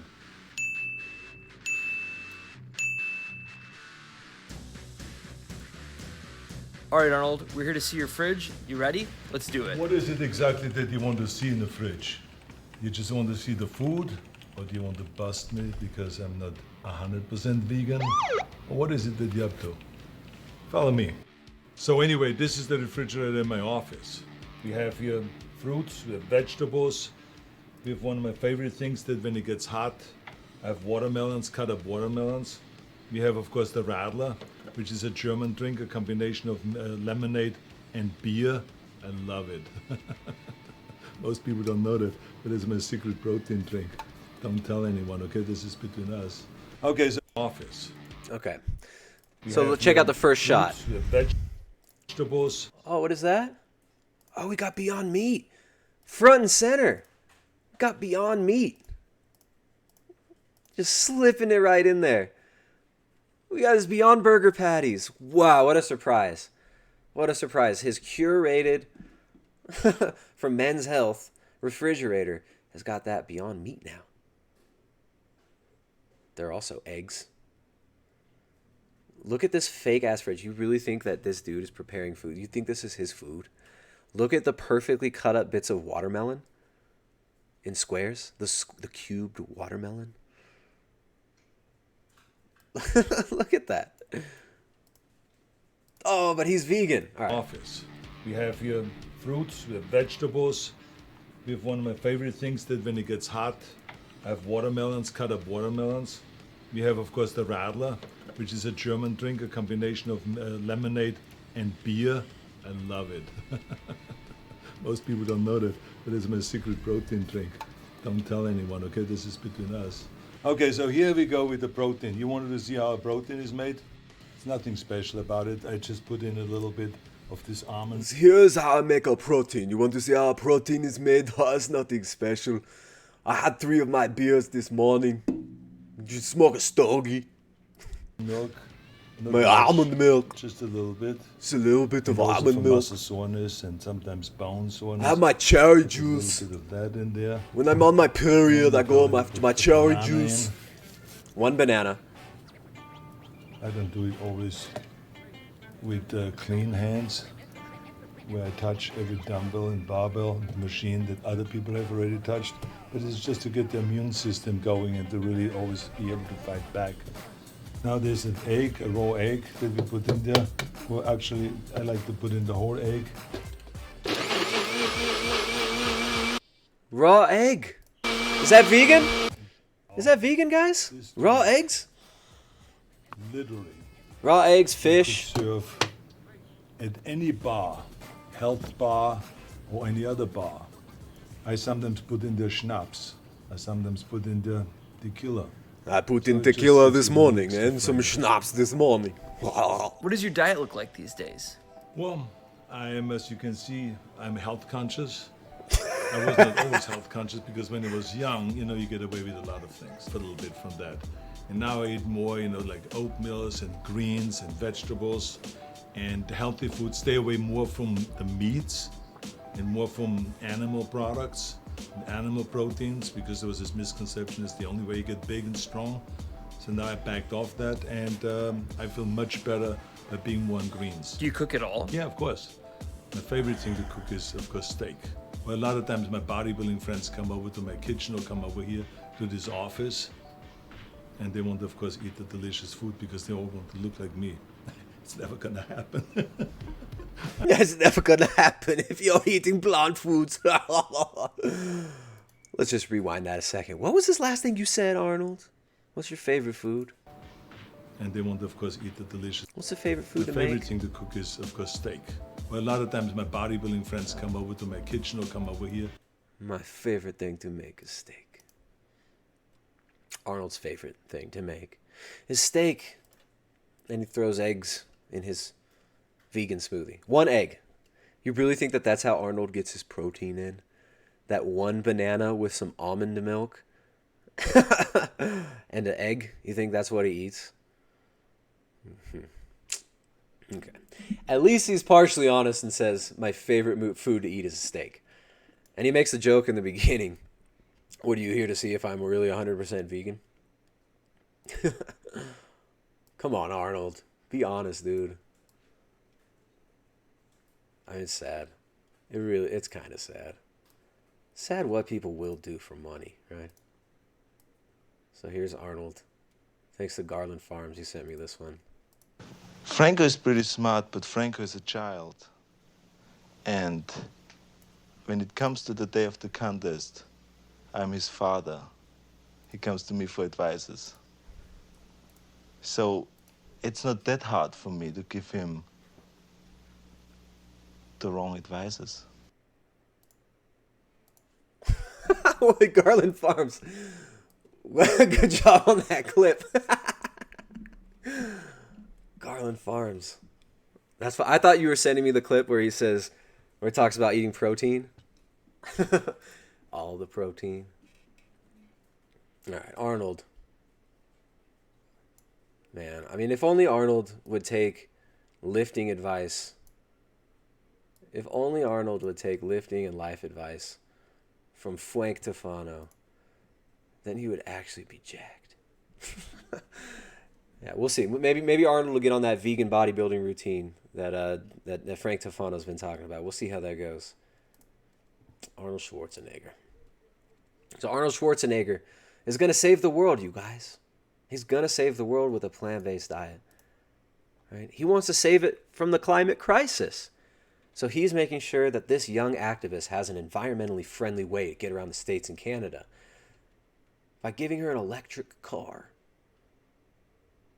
Actually, in the footage that I first saw, he offered her to drive his... He said that she could drive his vegetable oil-fueled Hummer. But now it seems like they're trying to make it seem like it was an electric Hummer, which doesn't exist. There is no such thing as an electric Hummer. That's funny. I think they... I don't know. So I'm not going to nitpick and go do any research on this, but a week ago when I was looking at this stuff, there was a video clip. I'm not going to go dig through and find it now, but he says he offers her to use his vegetable-powered Hummer. And now they're calling it an electric Hummer, which doesn't exist. They were talking about a Tesla before, too. Apparently, he let her borrow his Tesla. All right, these are all PR stunts. You really think this is, like, real life? You think that Arnold just wants to help little Greta Thunberg, whose mother is a famous opera singer in Sweden, whose father basically sold her into media slavery to be a human shield for a political agenda to consolidate resources and power globally so that we can all be good little global citizens in a global technocratic world order, courtesy of the big banks and the Fortune 100. Come on. These people want money. They want the money. That's why they pimp their kids out. All right, someone says he might have had the Hummer converted to an electric car. I hadn't heard about that one. This might be the media just trying to sell it because they, it ties in better with their marketing ploys, right? These electric cars are no better at all. These electric cars are no better at all for the environment. In fact, it's much more energy intensive to produce them, to produce all these batteries. Where are you going to get that lithium? Right? Oh, we better go to Afghanistan and bring them freedom so we can get that lithium and opium for our perfect utopia. All right, what's going on here in the chat, guys? Let's see. The super chat cascade has stopped. Thanks, you guys, for all the super chats today. If you guys got any questions, we can do a little Q&A today. We've got a few more topics to touch on. I've got at least 40 minutes left that I can talk. Kids are coming home soon from art class with their mama. Arnold Schwarzenegger, mostly vegan, but not 100% vegan. Not 100% vegan. But him and Greta can deliver speeches on the climate.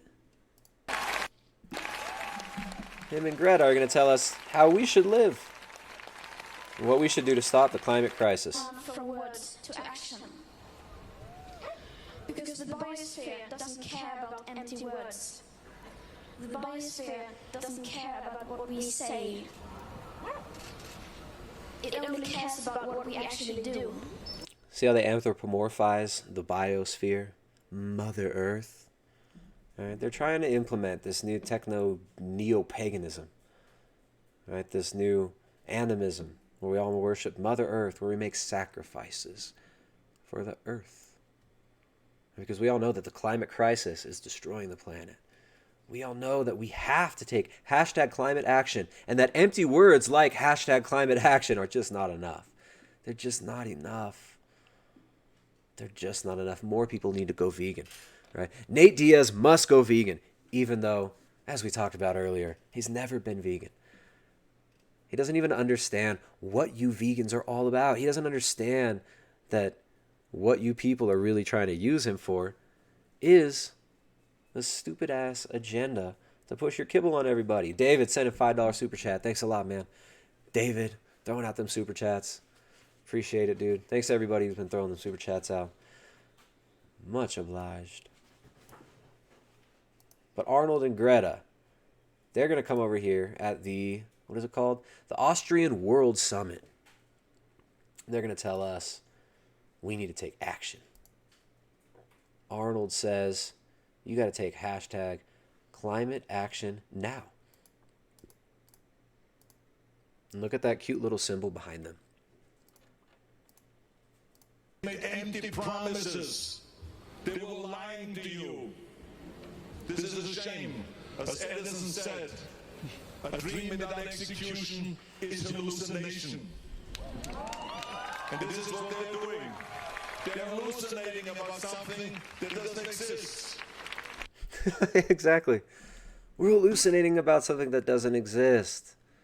Your #climate crisis, your manufactured crisis in order to bring the people under a global totalitarian regime, in order to get your people to beg for it.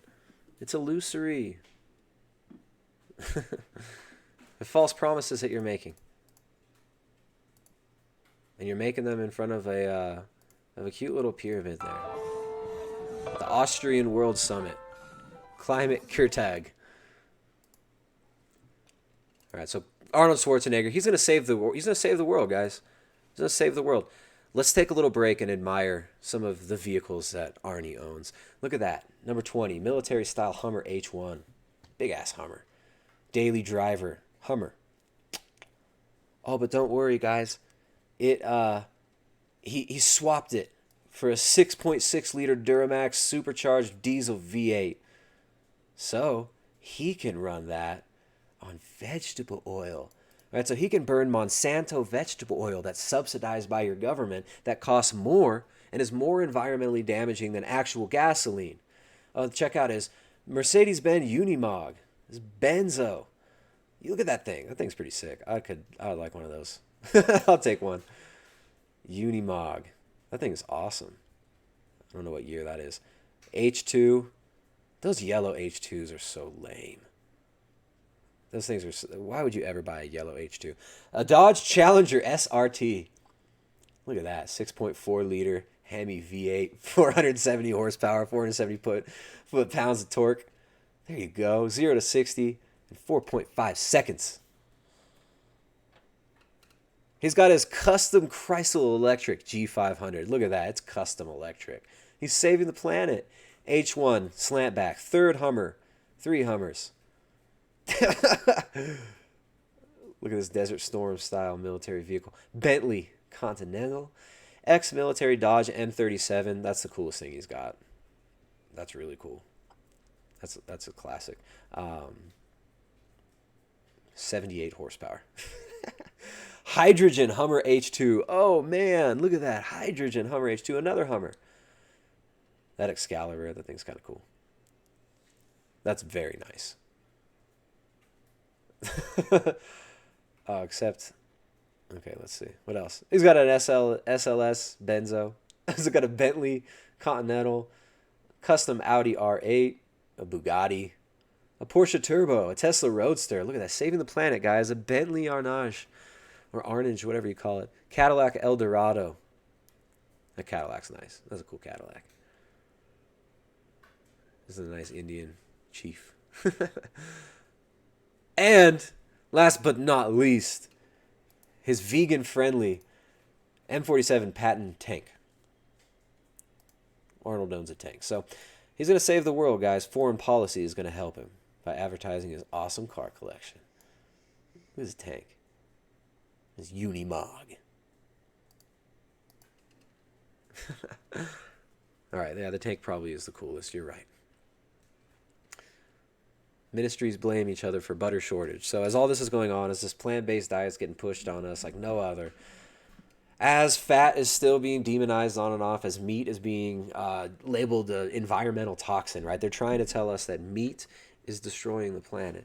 They're actually trying to pass legislation worldwide. Extinction Rebellion is doing this. Extinction Rebellion is looking to pass legislation worldwide in order to make what's called ecocide a crime. Ecocide. Right? Now this sounds good, right? It sounds nice on paper. Oh, we're going to protect the planet. We're going to make these ecological disasters a crime. They want to make it an international crime. Meaning they want international enforcement against nations for ecocide. Now, who's going to determine what is ecocide and what is bad for the environment? Well, of course, bureaucrats, big banks, who also lead these Fortune 100 companies that push all this shit on everybody, right? And that also make all this processed junk food. All right, so as this is going on, we've got shortages in butter in areas. Why is this? Well, because people want it and there's not enough of it. Because the demand is going up.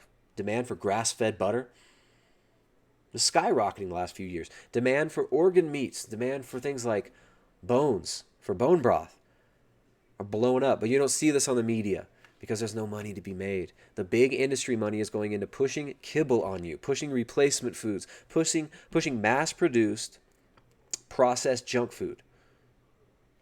That's where the money goes. All right, guys, make sure to share this. Refresh it if you do freeze up. We're getting some... I have no issues. I got 20 megabytes fiber optic connection. Right, I pay out the ass for this good internet connection. But if you're getting an issue, refresh it.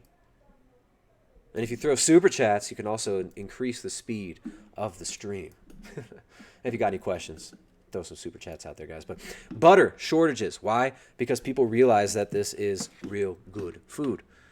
All right, the popularity of keto, which has not been covered at all in the mainstream over the last few years, the popularity of animal foods, the resurgence of popularity of locally produced food, and the demand for farmers markets, the demand for straight to the consumer, farm-to-table foods. People want to go to producers like Garland Farms or A2 Ranch or some of these other big little food producers, right? We've talked to quite a few of these people. We've got Garland Farms, A2 Ranch, not A2, S2. Was it S2? I'm sorry. S2 Ranch, I think they're called. Provisionhouse.com. Who else? White Oak Pastures, another one of these small family farms that are doing a lot to try to provide good quality animal foods. People want this. Right? They're not able to keep up with the demand. 2S Ranch. Thank you, Logical Links. My bad. Right? The demand is crazy for these foods. You used to not be able to find things like bones in places like Whole Foods. Now, they're selling them for $12 to $14 a pound because they're ripping off these yuppies who all want to make bone broth. All these people are trying to get their health back. People are trying to get their gut back. People are trying to get their lives back after eating a malnourished, terrible quality diet for years.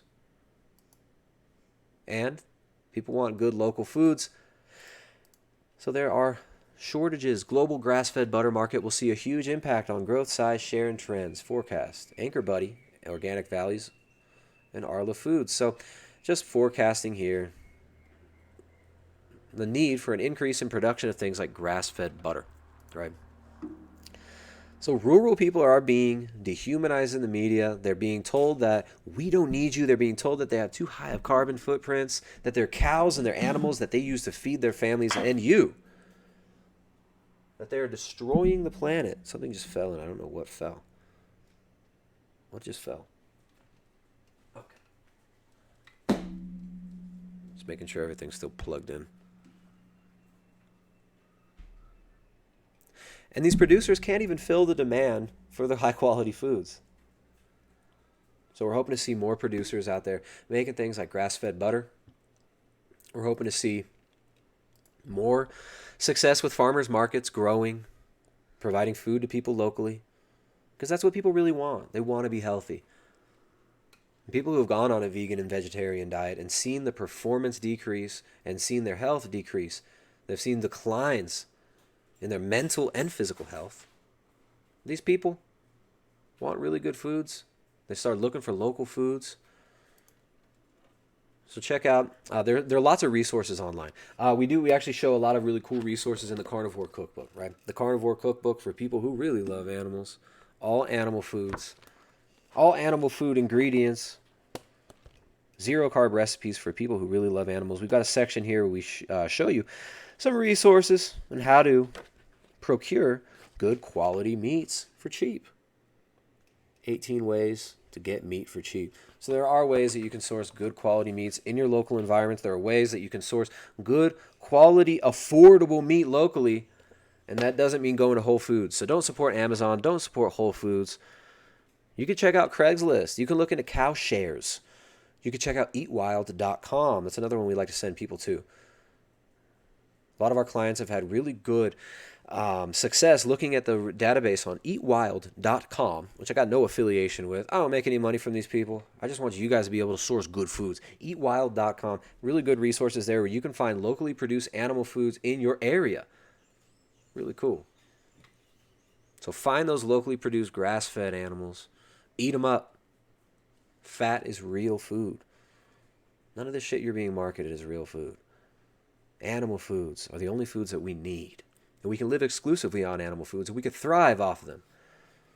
All right, guys, so check out the Carnivore Cookbook. You want to support the work we do here, check out the Carnivore Cookbook. Give it to your friends. Give it to your family. Buy 10 copies. Give it to a vegan. Bring it to your local vegan restaurant and leave it on a table. Xanavar, thanks a lot, dude. Sends $20. Says, question, do you have thoughts on hygiene products like the animal oil-based bar soaps or shave creams being healthier than plant-based topical cleaners? Obviously, both are better than the chemical soaps out there. Dude, hygiene products, this is a big issue, right?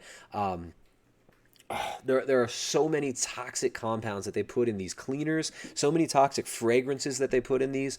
There are a lot of these fragrances are actually estrogen mimicking.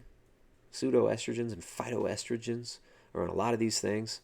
Sodium lauryl sulfate, known to cause cancer. Loads of cancer-causing chemicals are in all these beauty products. Yet we get told, oh, your meat is going to kill you. Right? Your animal foods, butter is going to kill you.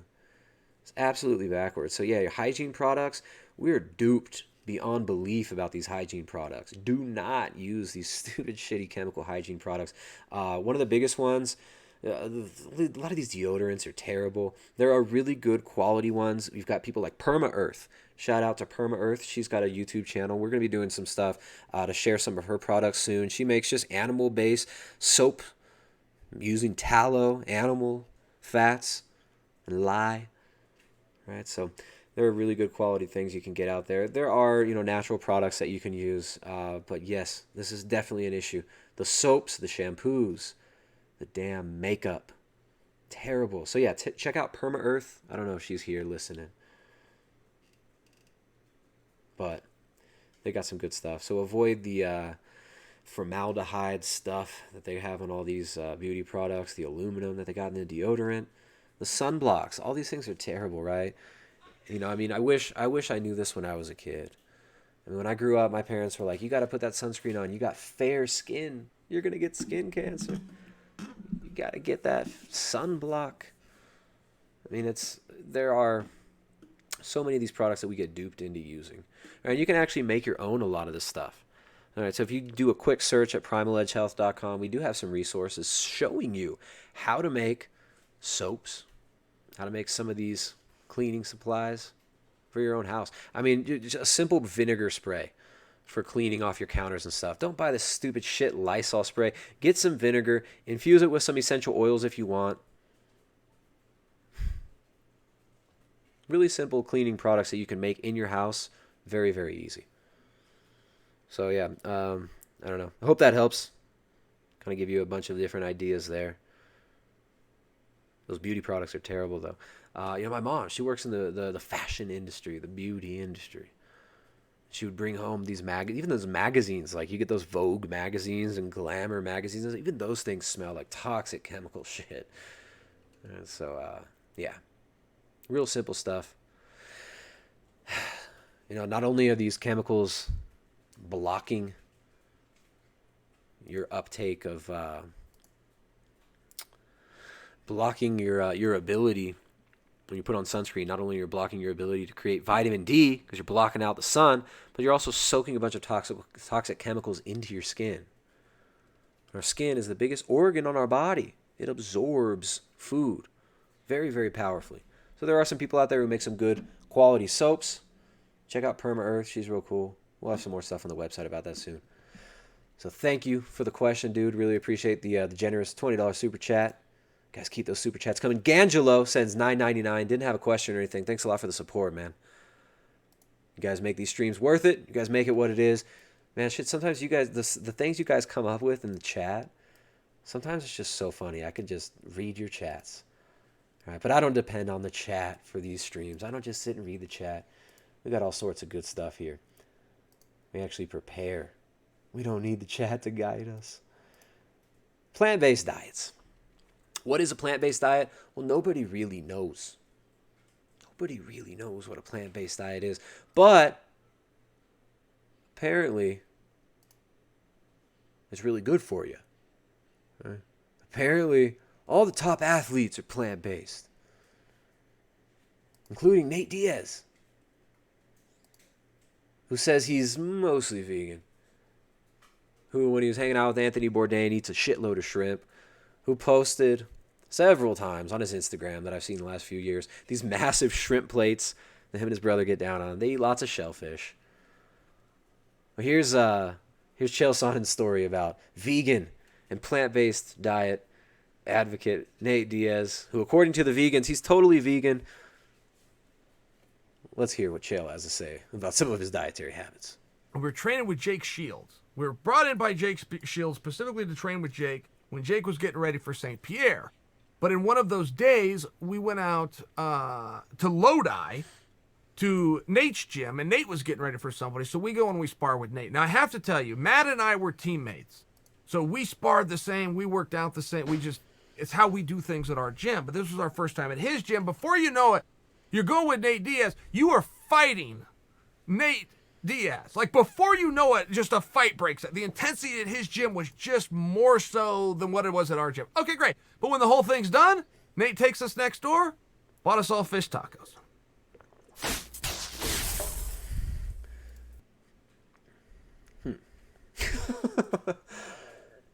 So rejoice, you guys. You can eat fish tacos and be vegan. You can eat shitloads of fish, shellfish, and eggs and still be vegan. And the vegan people will promote you as long as you call it a plant-based diet. If you just say you're plant-based, it's all good. Frankish Qui King says, sends 10 New Zealand dollars. Says, hi Tristan, what are your thoughts on cuy/guinea pig meat, please? I'm finding it difficult to obtain nutritional data. Thanks. It's fatty, right? It's pretty fatty. I think it's fantastic, right? Cuy and guinea pig meat. Here, cuy is raised. It's been raised traditionally for a long time. Like you're reading some of the like the chronicles of, we've got Cieza de Leon, who wrote the first Chronicle of Peru, which is a fascinating book. And he talks in this book about the use of cuy, which was cultivated guinea pigs that they've been using here pre-Inca for a long time. They're very fatty. They're fed grass, right? So our neighbors, they sometimes come and ask us if they can cut some of the elephant grass here. We call it elefante. I don't know what it's called in English, but it's this type of grass that's real hardy and real tall, and they feed it. They feed this to the cuy. So if you're on a plant-based diet, like I am, like I'm on a plant-based diet, I eat foods that are made from plants locally. We produce them all locally. We manufacture them and process them all locally using animals. So if you want to be on a plant-based diet, a cuy is something that you can raise in your own home, right? You could feed it brush and grass, and it's really, really fatty. It's really, really good. So that is another example of just the plant-based diet there. Look at this. We got Extinction Rebellion telling you to go plant-based. I'm trying to find, where's that image? There we go. Totally not a satanic cult, right? Totally not a weird cult. Look at this image. On the right hand, they have that rune that's a symbol of death, regeneration, rebirth. Also connected with some Crowleyan thelemic teachings and his so-called Mark of the Beast symbol, which is the inner portion of this bigger symbol. And then on the left hand, they have a one-eyed skull. A skull with one eye. Another one of the symbols of Extinction Rebellion, who are telling us we got to stop eating animals because the planet's dying. Right? The planet's dying. We got to give up our animal foods. We got to give up all of our money. And we got to go on a plant-based diet. Some of these images from the Red Brigade are just so... They really illustrate perfectly modernity. Look at this. See the left hand? The one-eyed skull. And the right hand, that other symbol. And you can see in some of the previous preview images for some of my other videos, where I show Extinction Rebellion uses a smiley face with one eye and then another eye X'd out. So weird. What's up with the one eye stuff? Oh my goodness. It's almost like these people are actually in this like giant cult. Oh my goodness.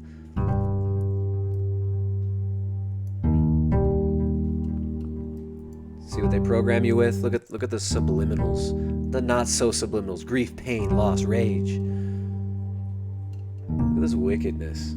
Just freaking men in dresses and makeup doing a death march with all these symbols of death.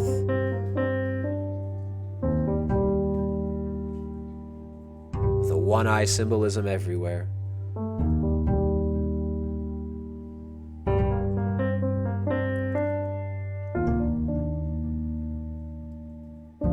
It's disgusting.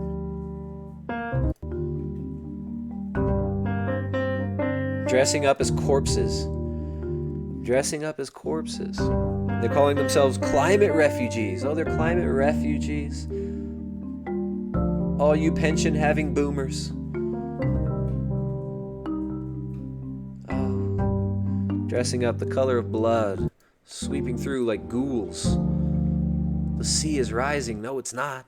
It actually is not rising. In some places, it's lower. In other places, it fluctuates greatly. The sea levels are not rising. But these people will tell you, oh my goodness, look at their fake satanic baptism. Satanic blood orgy baptism here. Just so freaking wicked. Look at this shit. We're so revolutionary. We're saving the planet, you guys. The ocean is dying, and we're going to save it by dressing up as women with makeup and doing weird rituals in it with one-eye symbolism everywhere. We're going to save the world, you guys. Weird shit, right? Some weird, freaky shit. So what's up with this plant-based diet that's going to save the world? What's up with this plant-based diet? We got Greene. We've got Arnold going plant-based. After James Cameron releases this film, The Game Changers, right? Greene starting his whole plant-based diet by retweeting the director of Game Changers. James Cameron says people need to wake the F/K up. Wake the F-K up, people. All you plebs need to wake up. Because the guy who made Titanic and Avatar, these hundreds of millions of dollars films that are essentially military propaganda. Well, guess what? He is an investor in a plant-based company, Verdient Foods. Wow, what a surprise. What a surprise. He's an investor in Verdient Foods. James Cameron, pushing the Game Changers, says people need to wake the F up to the climate crisis. VegNews.com, Variety.com says you need to starve yourself for the animals and wake up and do your part. You need to wake the F up. James Cameron sees salvation in plant-based investing that includes Saskatchewan. Salvation. Salvation is of the plant-based diet, guys. Rejoice. Salvation is coming to us from eating processed plant food. James Cameron has thrived on disaster and dystopia in his 40-year career, but when it comes to personal investing, the Hollywood director is betting on a better future. From the moment we went plant-based, our world did a 180, Amos Cameron says. In an April interview, we started looking at our investments, our business opportunities. At this point, aside from Jim's film work, they all go through a plant-based lens. So then they push Beyond Meat. Talk about Beyond Meat. Shares are climbing. With the Beyond Meat IPO, you're in the right place at a unique time in history, says Barry Ditato, who advises the Camerons. Plant-based food is the internet of 1994. In 1994. Plant-based food. Oh my goodness. These are the best investments ever. And our investment portfolio is managed by a guy who promotes Beyond Meat. James Cameron participates in a $140 million vegan protein investment. So this is what it's really about.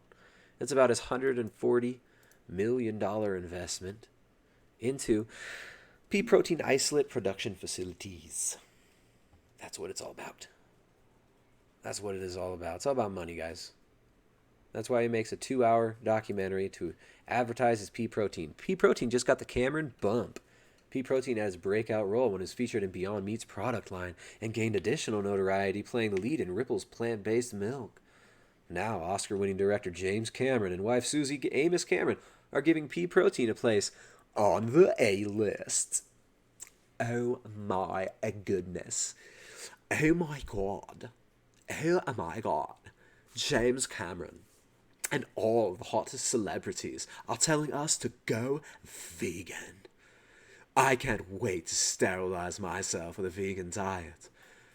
It is so much more fulfilling eating Beyond Meat, pea protein with canola oil, instead of real animal foods. This is so gonna save the world. Pentagon plans $7 million real-life Avatar remake. Because we all know that these films are not just films for entertainment. These are there to formulate your worldview. Films like Avatar are very instrumental in formulating the worldview and forming the worldview of the viewers so that it can be manipulated later on, so that they can be controlled in their behavior through language. Military's new DARPA-funded reenactment of the insanely successful James Cameron movie Avatar. There's some WikiLeaks. ADP partnering in Showtime climate change documentary series with producers James Cameron, Jerry Weintraub, and Arnold Schwarzenegger.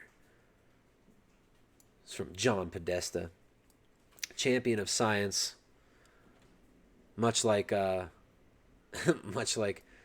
Jeffrey Epstein. We've got John Podesta, who, when he's not ordering $40,000 worth of hot dogs for a private party at the White House with Obama, is trying to save the planet. And Showtime is going to release a documentary series. Oh, goodness, so amazing. Schwarzenegger, James Cameron are involved. That was back in like 2014. James Cameron, can he mine asteroids? Huh? Mine asteroids? What? Yes, because Hollywood, very, very intricately tied in with the military-industrial complex. In fact, a lot of the Hollywood movies produced have assistance, both human assistance and monetary assistance from the Pentagon, directly from the military. This is propaganda. You think Transformers is just there for entertainment? Cowatarian says $5. Thanks a lot for the super chat. Says gotta run. Thanks for the chat, Tristan. Bye, everyone. See you later. See you later. Have a great day. Glad you were here. But check out what's up with this. James Cameron wants to mine asteroids. My goodness. I thought he was just a director, just a humble pea protein isolate manufacturer who owns one of the biggest producing facilities whose product is used in the Beyond Burger. I thought he was just a humble director trying to save the planet. What's all this stuff about mining asteroids? What's all this stuff about Hollywood and the Pentagon? Well, Beyond Meat. Beyond Meat shares plunge after stock sale ban is lifted. Beyond Meat's stock price plummeted after the regulatory lockup period that had restricted company insiders and private investors from selling their shares in the alternative meat company ended Tuesday. Beyond Meat shares plunged 21%, their lowest level in 5 months. What a surprise. What a surprise. People are cashing in. Oh, but look. Rejoice. Rejoice. My fucking tax dollars go to pay for this shit. The U.S. Air Force is now serving Beyond Burgers. How wonderful. So when I pay taxes in the U.S., which I do every single year, a significant portion of my pay, a significant portion of the money that we make has to go to the U.S. government unless we renounce our citizenship. We still have to pay taxes. Even though I haven't been to the U.S. in 9 years, I still pay taxes, and my tax dollars get to go to the U.S. Air Force buying Beyond Burgers so that James Cameron can keep his profitable industry going. Time to wake up, guys. Time to wake up. Look at this. Look at this shit. Who made these sweetheart deals? Malnourishing the troops now. For the greater good, of course. Right? And I'm sure the vegans will say, this is amazing. Just like Joey Carbstrong says, it's amazing that McDonald's make vegan burgers. This is so good for the animals. Now they'll say it's amazing that the military is going to feed Beyond Burgers that are 3 times the cost of real meat, that are half cardboard, that are made out of bamboo cellulose. They're going to feed these to the troops. There we go. There we go. But the world is dying, guys, and this is how we're going to save it, apparently. By buying this crap, buying this plant-based crap. We all know this is bullshit. Right? We know that the real narrative behind this fake climate crisis is about depopulation. That's what it's really about. A good introduction to this might be I did an interview with Sean Baker. Shout out to Sean Baker at the Human Performance Outliers podcast, where we talk about the roots of this movement to consolidate the food supply, how it has its roots in the eugenics movement. The people who are pushing this plant-based diet, who are pushing this climate crisis narrative, are the Fortune 100 companies. They're the people who own the big banks. The people who own these big foundations like the Rockefeller Foundation, the Rockefeller Trust, the Rockefeller Brothers Fund, the MacArthur Foundation, the Children's Investment Foundation Fund, the Hewlett Foundation, the Packard Foundation, the Ford Foundation. That's who's pushing this. That's who's pushing this climate crisis narrative. The biggest corporations, the big banks, the biggest polluters are telling you that we need to save the world by making everything more expensive so that only they can produce stuff, so that they can consolidate the food supply and the resources globally. Because if you make everything so expensive that the only things that people can get are the government approved subsidized things, because they want to tax everything out of existence with carbon taxes. Asthma carbon footprint as big as eating meat, says the BBC. Right, the BBC, who's been pushing this carbon crisis, the climate crisis that's destroying the planet. And then they have to tell you Chile cancels climate and APEC summits amidst mass protests, because these Latin American countries that are being affected by the austerity measures that are being implemented by the IMF and the World Bank, these predatory lending military operations that get run through the IMF and World Bank, are meant to destabilize nations and to rob them of their wealth and resources. So Chile has been under this neoliberal policy rule for a while now that was lauded as the modernized South America, right? The Latin America of the future, under IMF loans, under US-backed dictators. Now we've got a massive political uprising there of people fighting against the military in the streets, the military gunning people down in the streets, torturing people. There are videos all over Twitter.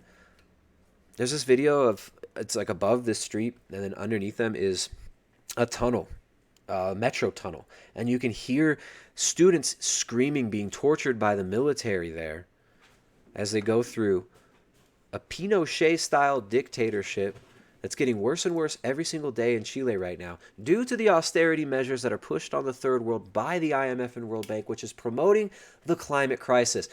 How apt that they're canceling the climate and APEC summits, as their people are out in the streets getting murdered by the government, getting murdered by the military and the US-backed dictator and the IMF-backed dictator that is pushing these austerity measures to make transport more expensive, to make fuel more expensive, to make all food more expensive, because they tell us as the plebs that this is what's good for the planet, this is what's good for the environment. How crazy is that? So Chile right now, not looking good. Really bad situation there. Of course, the mainstream media is not going to tell you about this. They're going to make it seem like there are nasty, naughty rioters in the street. It's a vast majority of the population of Chile right now who's rather upset. It's a very dangerous situation there right now. Not pretty. But they're telling you, oh, your asthma medicine is gonna ruin the planet. Having asthma is worse for the earth than eating meat. MotherJones.com, the climate change solution scientists have been overlooking. You might have learned about it in sex ed. The climate change solutions that scientists have been overlooking. As anybody who's been paying attention here on this channel, anybody who's been doing deep research on this stuff for years, like we have, understands what's going on here. The scientists have not been ignoring this. The scientists have been coming up with ways to sterilize the population for years. In this book, Ecoscience, which is a massive tome by Paul Ehrlich, Ann Ehrlich, and John P. Holdren. Paul Ehrlich, who was the Al Gore of his day, the Chicken Little of his day. It's all about ways to implement population control for the environment. And they've been selling this idea on us for generations, and they've got people so brainwashed. I mean, imagine having several generations of people that you've educated from cradle to grave and propagandized with media, with degenerate media, cradle to grave. Imagine having an entire generation that you've done that to.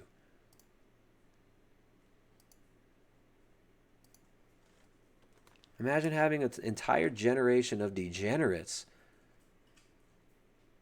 out there.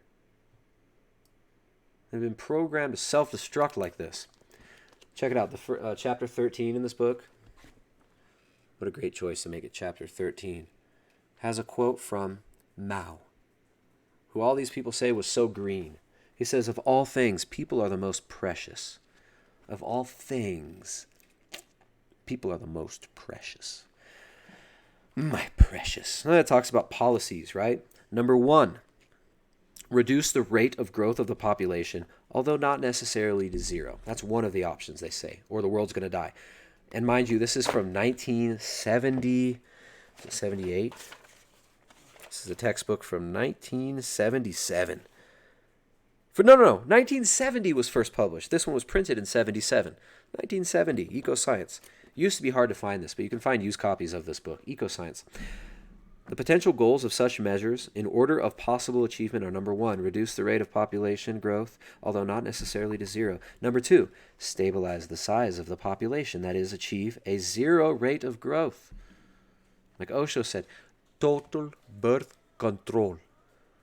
Total birth control. Number 3, achieve a negative rate of growth in order to reduce the size of the population. Even given a consensus that curbing population growth is necessary and that limiting births is the best approach, however, there is much less agreement as to how far and how fast population limitation should proceed.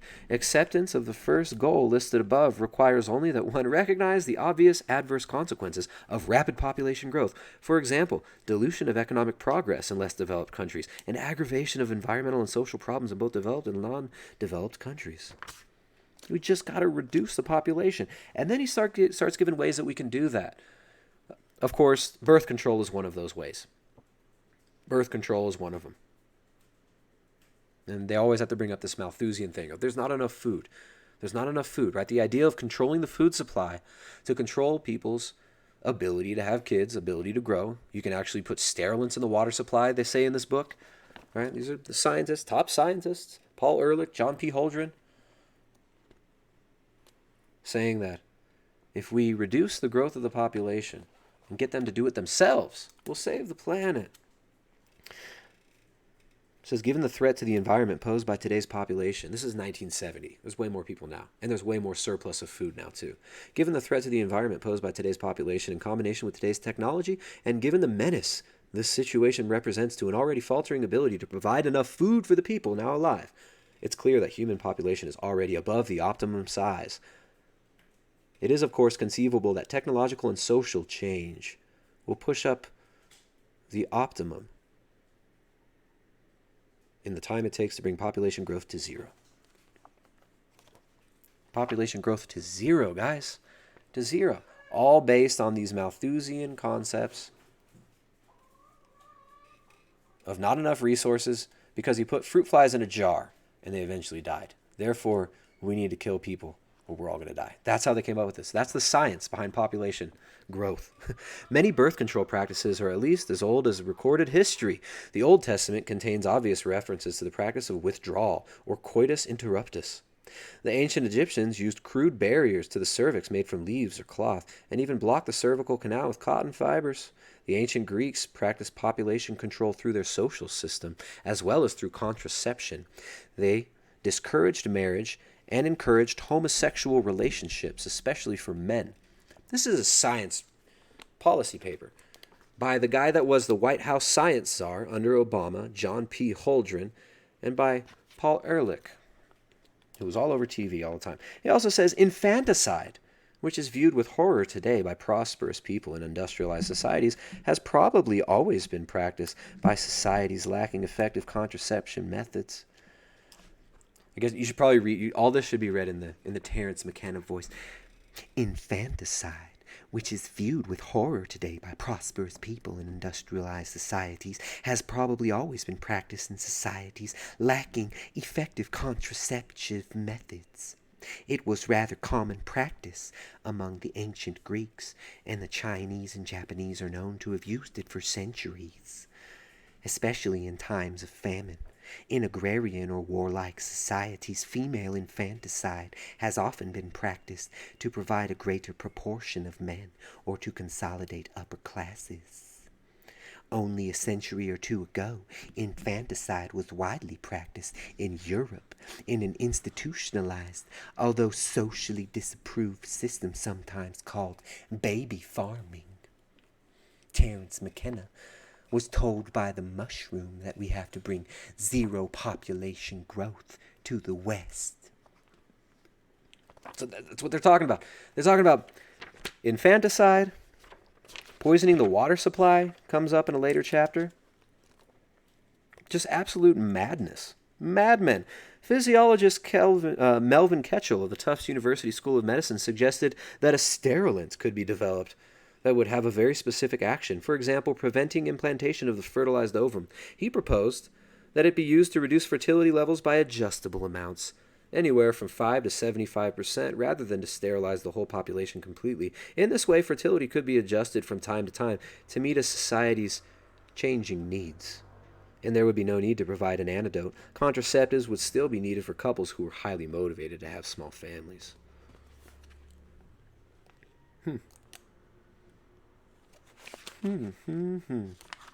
They talk about changing people's attitudes through propaganda.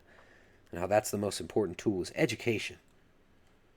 We've got to get rid of these pesky Christians who believe that man is made in the image of God, and populate the world with people who believe that they're just beasts.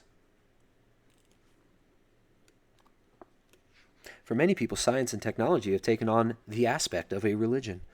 How often one hears statements beginning, any society that can send a man to the moon can, and ending with some problem, usually immensely more complex and difficult than space travel, that science and technology are expected to solve. The population-food imbalance is a common candidate. Others are various types of pollution and other ecological problems. So they want to sell you on science as a religion. And that's what we're being sold. Science tells us that there's too many of us. Science tells us that we're all dying. The book Ecoscience, Population, Resources, Environment by John P. Holdren and Paul Ehrlich, published in 1970, tells us all about ways that we can sterilize a population, including drugging the water supply. And then talks about the UN Environment Program, about global government, how we need a global government in order to implement all these policies, because clearly this is a global problem and we need global solutions. Talking about chemically sterilizing people. They even talk about using stevia, right? Because they found that high doses of stevia would leave you slightly sterile for a while. Immunizing men against their own sperm would theoretically be a way to halt sperm production. However, this possibility will require many years to develop, even if it is feasible. Another idea is to give men a hormone implant that would suppress sperm production over a period of time. So, let's inhibit men's ability to create sperm. Let's create antibodies against sperm. Antibodies against sperm. Where have we heard ideas like this before? We heard ideas like this when we talked about the book Seeds of Destruction by F. William Engdahl. Seeds of Destruction by F. William Engdahl. Where did that chapter go? He's got a chapter where he talks about spermicidal corn. Spermicidal corn, which was developed and announced in 2001.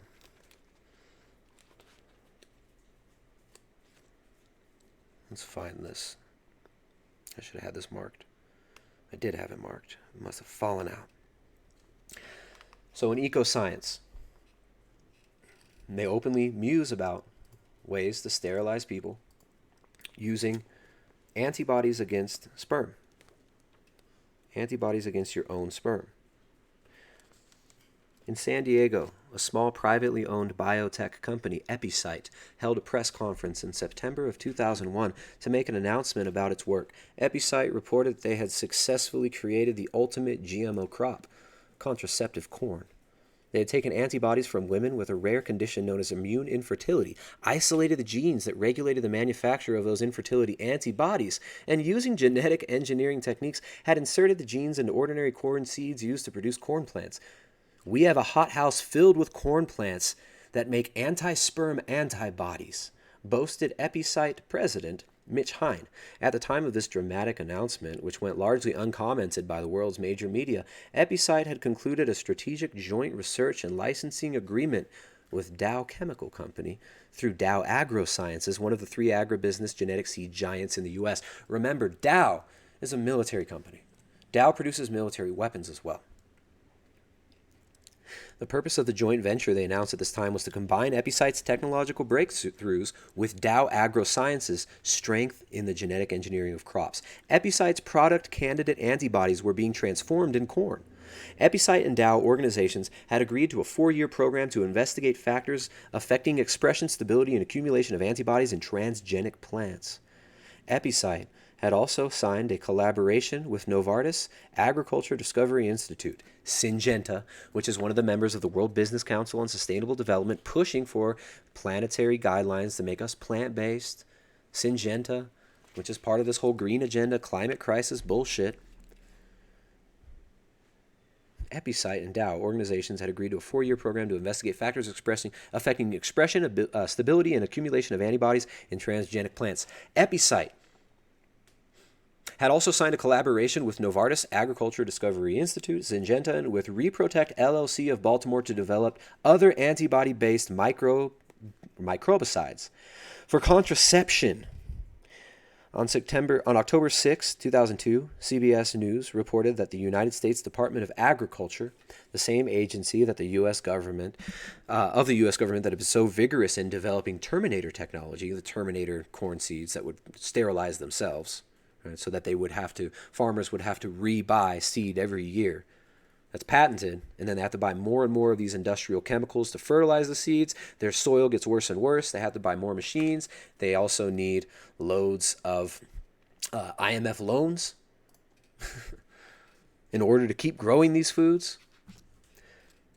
The U.S. government October 6, 2002, CBS News reported that the United States Department of Agriculture, the same agency of the U.S. government that had been so vigorous in developing Terminator technology, had also financed 32 field trials around the country for growing drug and drug compounds in various crops. The U.S. government field trials included Epicite's spermicidal corn technology. What was not revealed was that the USDA was also providing the field trial results to scientists at the U.S. Department of Defense through one of their numerous biological research laboratories, such as Edgewood Chemical and Biological Center in Maryland.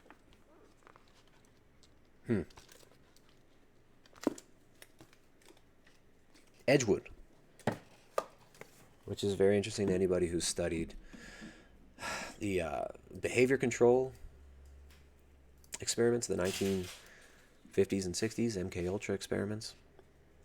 Fascinating stuff, right? So they think it's all just a bunch of activists who just want to help the planet, though, right?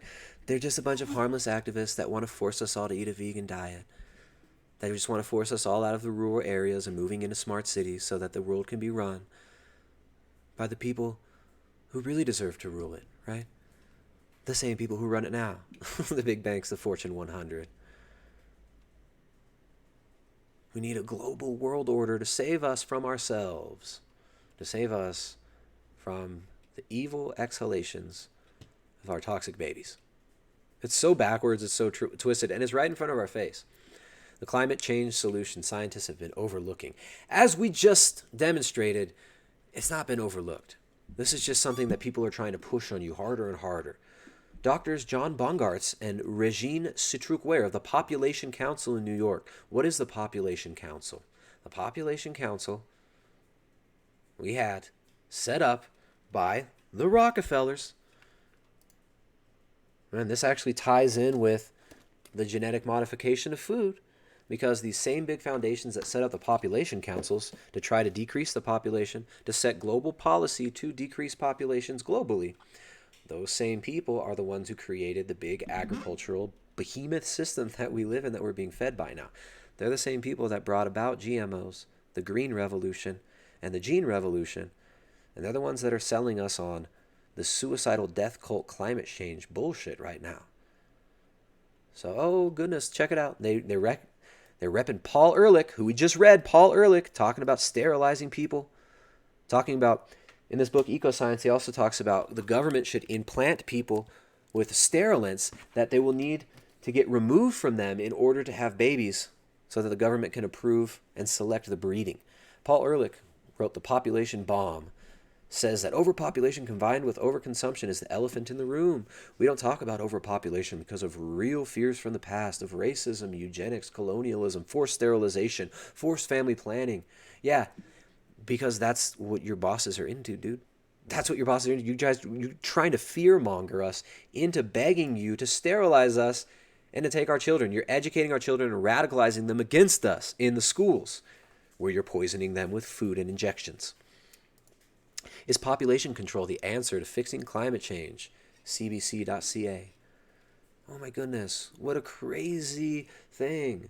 All right, I've been talking about this for 15 years, telling people about this bullshit climate change ruse that is there for the purposes of population control.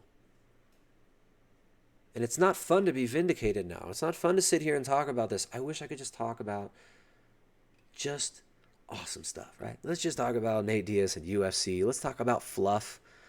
I wish that it wasn't the case that this needed to be exposed, that this needed to be talked about. But it is what it is. And we have fun talking about this shit too. Animal connection. Join the fight against pet overpopulation. I know we get trained with our pets. We get trained how to treat ourselves. And we get trained how to treat our pets through media. Animal connection. Join the fight against pet overpopulation. Well, overpopulation is such a big deal. Look at all these pets. Oh my goodness, look at all the stray dogs and cats.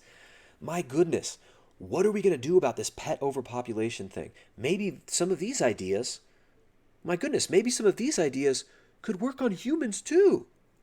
What are they doing? Let's see.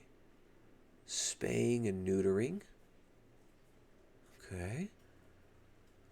Oh, yeah. They spay and neuter, and then they kill the animals.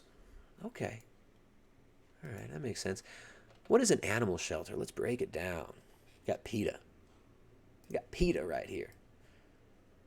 PETA, who sponsors euthanasia of animals, compassionate killing of animals, a humane method of euthanasia. For animal overpopulation. We've got to save the animals from overpopulation. Well, look, now they're pushing it on us too.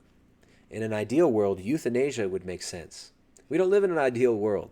The spin-off New Zealand, where they're trying to legalize euthanasia, which is being normalized everywhere. Paralympic champion 40 dies through euthanasia after suffering incurable spine disease. All right, so it always gets promoted as, oh, look at this case. This person's suffering so much. Oh, my goodness, it's so sad.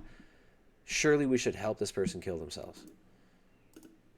Oh, look at all these animals. There's too many pets. What are we going to do? We got to fight overpopulation. Let's euthanize them. So it's a slippery slope. It's a slippery slope, folks. But this is what's coming. Euthanasia is going to be sold to you as a way of saving your family money, of stopping suffering, and of stopping the hashtag climate crisis. You got to stop the hashtag climate crisis by spaying and neutering your young kids and euthanizing the old. So make sure to spay and neuter your sexual partners and your children. As we all know that people are bad for the environment, right? We've got this beautiful man right here, Mao Zedong, who Paul Ehrlich quoted in Ecoscience, who John P. Holdren and Paul Ehrlich quoted in Ecoscience with their quote that says, of all things, humans are the most precious. Humans are the most precious, they said. Because we're just things. We're just things. We're just resources to be used. Mao Zedong, who saved 20 to 45 million of his own people from having to suffer through the struggle of existence, dies at 82. Poor Mao. Positive impact on the environment. The person who had the greatest positive impact on the environment of this planet. Genghis Khan, because he massacred 40 million people. There was no one to farm the land. Forests grew back. Carbon was dragged out of the atmosphere. And had this monster not existed, there'd be another billion of us today, jostling for space on this dying planet. The dying planet. You guys seen that series, Utopia? It's funny. It's one of the few series that actually there's a lot of real shit in there. Utopia, 2013 to 14. It's 2 seasons. Highly suggest watching it. It's all about this. It's all about the worldview of the elite who've been pushing these ideas openly for 100 years, openly telling us that this is what's happening. Yet people still say, oh, that's just conspiracy theory, dude. That's just a conspiracy theory. Even though you can read in Charles Galton Darwin's book right here, The Next Million Years, where he talks about the need to control the population through food. The most likely cause of another revolution would be the discovery of some new large source of human food. It might be possible to synthesize food from its chemical elements, or it might, for example, be found possible to turn grass or wood into a satisfactory human diet. This would constitute a new revolution, the second scientific revolution. Charles Galton Darwin, grandson of Charles Darwin, talking about controlling the food supply to control the people.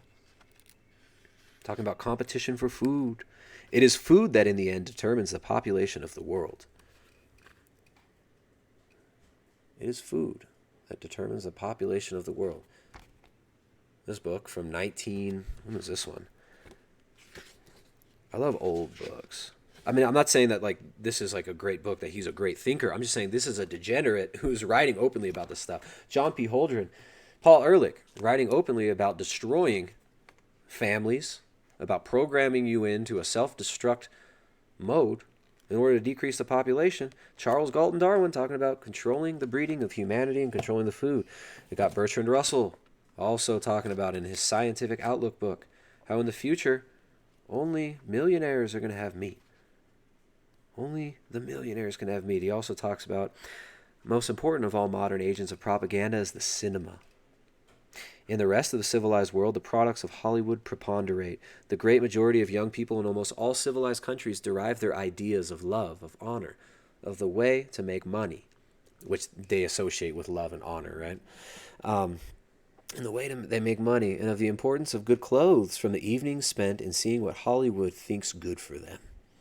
The producers of Hollywood are the high priests of a new religion. Let us be thankful for the lofty purity of their sentiments.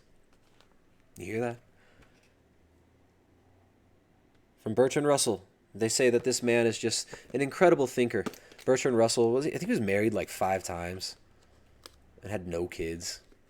Just a completely miserable, despicable human being. Openly writing about we need to genocide everybody because we're so special and everyone else is so bad. Human beings so bad. All right, we got some super chats. Judas Romo, $10. What's up, Judas? Thanks for the super chat, man. Thanks for supporting.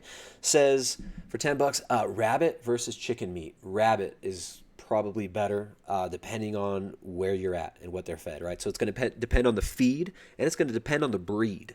If you got chickens like ours that are cruising around eating a lot of bugs outside, that might be better than a rabbit that was eating kibble, right? So it depends on what it's fed. Rabbits are great, but they're lean. They're very lean, right? So you're going to need, if you're eating a lot of rabbit meat, you're going to need to eat more things like carbohydrates or fat from other sources, right? So good question. Rabbit meat versus chicken meat. If it's low quality chicken, not so great. If it's low quality rabbit, not so great. Both of them viable food sources. Ruminant animals give a better quality meat and a better quality fat than either one, right? Ruminant animals are the superior food source. So more stomachs, more better. Barbara G sends £5. Thanks a lot, Barbara. Sending £5. Appreciate that. Thank you guys for the super chats today. You guys are keeping this afloat. We got a little bit left. I got all sorts of stuff we could talk about. You guys want to keep going? What do you guys want? You guys want to keep going? All right, let's keep going. So Mao Zedong saved 20 to 45 million of people from having to suffer through the struggle of existence. Diaz at 82. So openly pushing euthanasia, openly pushing for cannibalism as well, as we talked about in some past streams. openly pushing any sort of degeneracy that'll distract us from actually doing something useful for ourselves, like producing our own food, right? Like teaching our kids how to nourish themselves. This stuff's being robbed from us. We've got to teach our kids how to nourish themselves. We've got to train ourselves how to nourish ourselves. Garland Farms is teaching everybody how to do a cascade of super chats. Sent $5. What's up, dude? Thanks, Garland. Guys, if you're in Texas, make sure to check out Garland Farms. Lots of awesome Texas food producers out there producing good quality beef. Garland Farms, good dude. Good beef over there. Buttered bunny and bacon, somebody says. That sounds really good. If it's quality bacon, quality bunny, I am down. We're going to actually start doing cuis as well. We really want to start doing I like the cuis. They're really good. They're fatty. I think the problem is going to be, though, where we're going to keep them.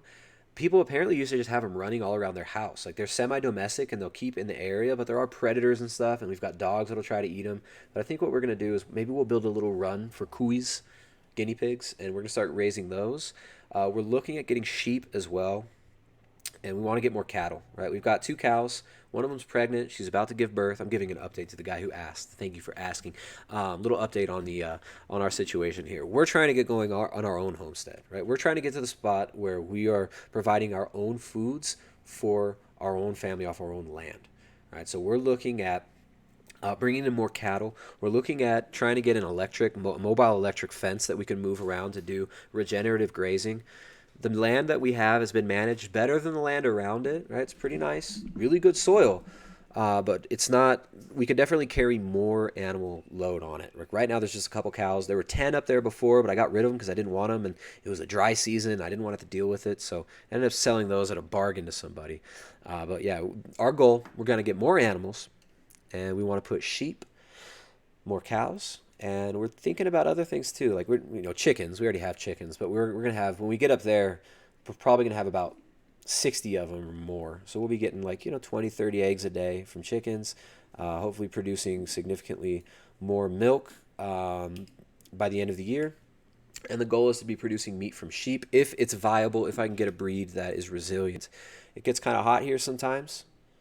We might have to put some provisions up for the sleeping situation for the sheep, and the fencing is kind of crazy. But yeah, so that's what we're looking at, guys. We're trying to get that built and get that going. We might have to do a Patreon or GoFundMe to really get this shit going, because we're trying to implement the Savory Institute type practices, right? Regenerative grazing, rotational grazing, regenerative agriculture, trying to get producing as much as we can. And yeah, but we're limited by time, we're limited by resources. We ain't rich by any means. I mean, it looks kind of like a nice house we live in now, but it's very small. The angle you get from here, it's nice. It's not terrible. Is my camera working? It looked like it was okay. It's focused. So yeah, it is what it is. We live in that austere life so that we can eventually be producing enough of our own food to live off of it. So yeah. That's why we love doing what we do, right? We get to coach people from all over the world. We get to talk to people every day from all over the world, and we get to promote what we love, right? What the downsides to it is that we're independent, right? Meaning we don't make very much money, right? So it is what it is. Like, we're trying to get to the point where, we're able to produce enough food that we can, sustain ourselves and make some money off the land. And that's the goal. We ain't trying to be rich. We're just trying to have some good food. And trying to have a good, viable future for our children, and trying to pass on knowledge to our kids on how to feed themselves and how to actually manage land properly, and have it to where our kids can actually have land, which is being threatened by these nutcases with this global revolution that the vegans call the plant-based revolution, the vegan revolution that Huxley called the final revolution, which is basically a Maoist-style global takeover of all resources using youth brigades, using propagandized, brainwashed zombie youth to implement these changes. All right. What else is going on, guys? What else is going on out there? Is population control necessary to save the world? All right, we can do a little Q&A now if you guys want. If you guys got any questions, throw them up in the super chats. If you got any questions, go ahead and throw them up there. Let us let us take a look at what's going on over here with the solutions to the hashtag climate crisis. So what are the solutions other than sterilizing ourselves, other than euthanasia? What are the solutions? Well, it's not what you might think. Bill Gates and Big Oil back this company that's trying to solve climate change by sucking CO2 out of the air. Sucking CO2 out of the air. They want to build factories to suck the evil, invisible gas that you're all breathing out that's destroying the planet out of the air, and we get to pay taxes to them so that they can do what's called direct air capture, carbon capture. They want to set up a global situation, a global governing body to determine what is carbon positive, carbon negative, what is good for the planet, bad for the planet. And this is why this is all getting pushed. It's about a total economic takeover of the planet, guys. Of the planet. It's not about planting trees. They want to build, with Chevron, BHP, and Occidental, and Bill Gates, they want to build factories to stop climate change. And guess what these things are going to do? This is not a joke. I'm not making this up. This isn't like some dystopian dream that you're having. This is real life. Bill Gates, who also talked about spraying chemtrails up in the air to block the upper atmosphere, to block out the sun. Talked about spraying a solar shield to save us from the climate. Right? We've got to spray your skies with chemicals, with aluminum dioxide. We've got to spray your skies with aluminum dioxide and bury them to stop the climate crisis. Now they're going to build factories to pull carbon out of the air. Right. When you're grazing animals in a regenerative way, you are going to be depositing carbon in the soil. But they don't want you to grow trees. They don't want you to graze animals holistically, to produce food for yourself and capture carbon and capture methane with all the methanotrope, the methane-eating microbes that they deposit in the soil. They're not going to promote this. They're going to promote building factories that require massive underground aquifers to be cordoned off by these big foundations, corporations, and governments and NGOs. These massive aquifers that are underground, where you drink water from, they're going to make those off limits. You know why? Because they're going to build factories that will put carbon into them. They're going to use them to sequester the carbon. So they're going to tell you that we're going to build a factory and you're going to subsidize it with your taxes. We're going to get tax breaks on our products that we promote because we pay into this black box money laundering carbon scheme of these dumb fake factories that we're going to build. And also, those factories are going to take the water under your feet and render it unusable to you because it's sustainable. That's the plan. CNBC talking about the carbon factories. Let's see if they talk about the massive water amounts that are necessary for these schemes of carbon capture. Where'd my search thing go? Come on now.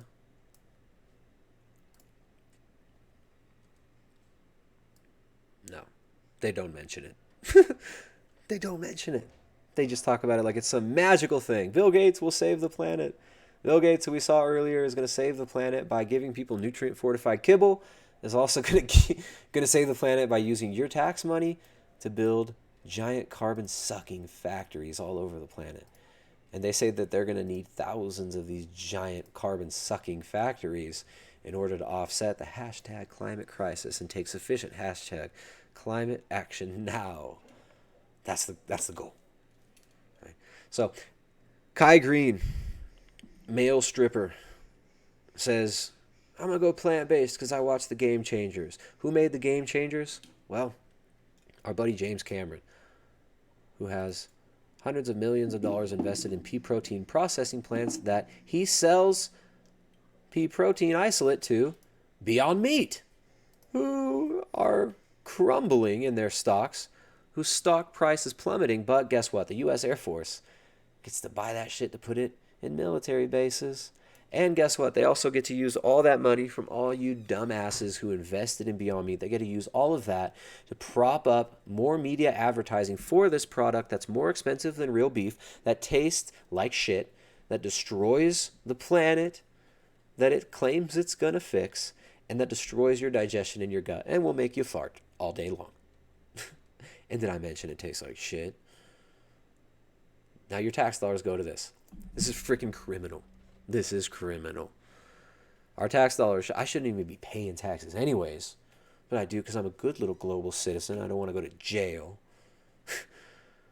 But my tax money goes to this shit. How ridiculous is this? But luckily for us, we know that the most nutrient-dense, important foods are animal foods, and we're not about to give those up.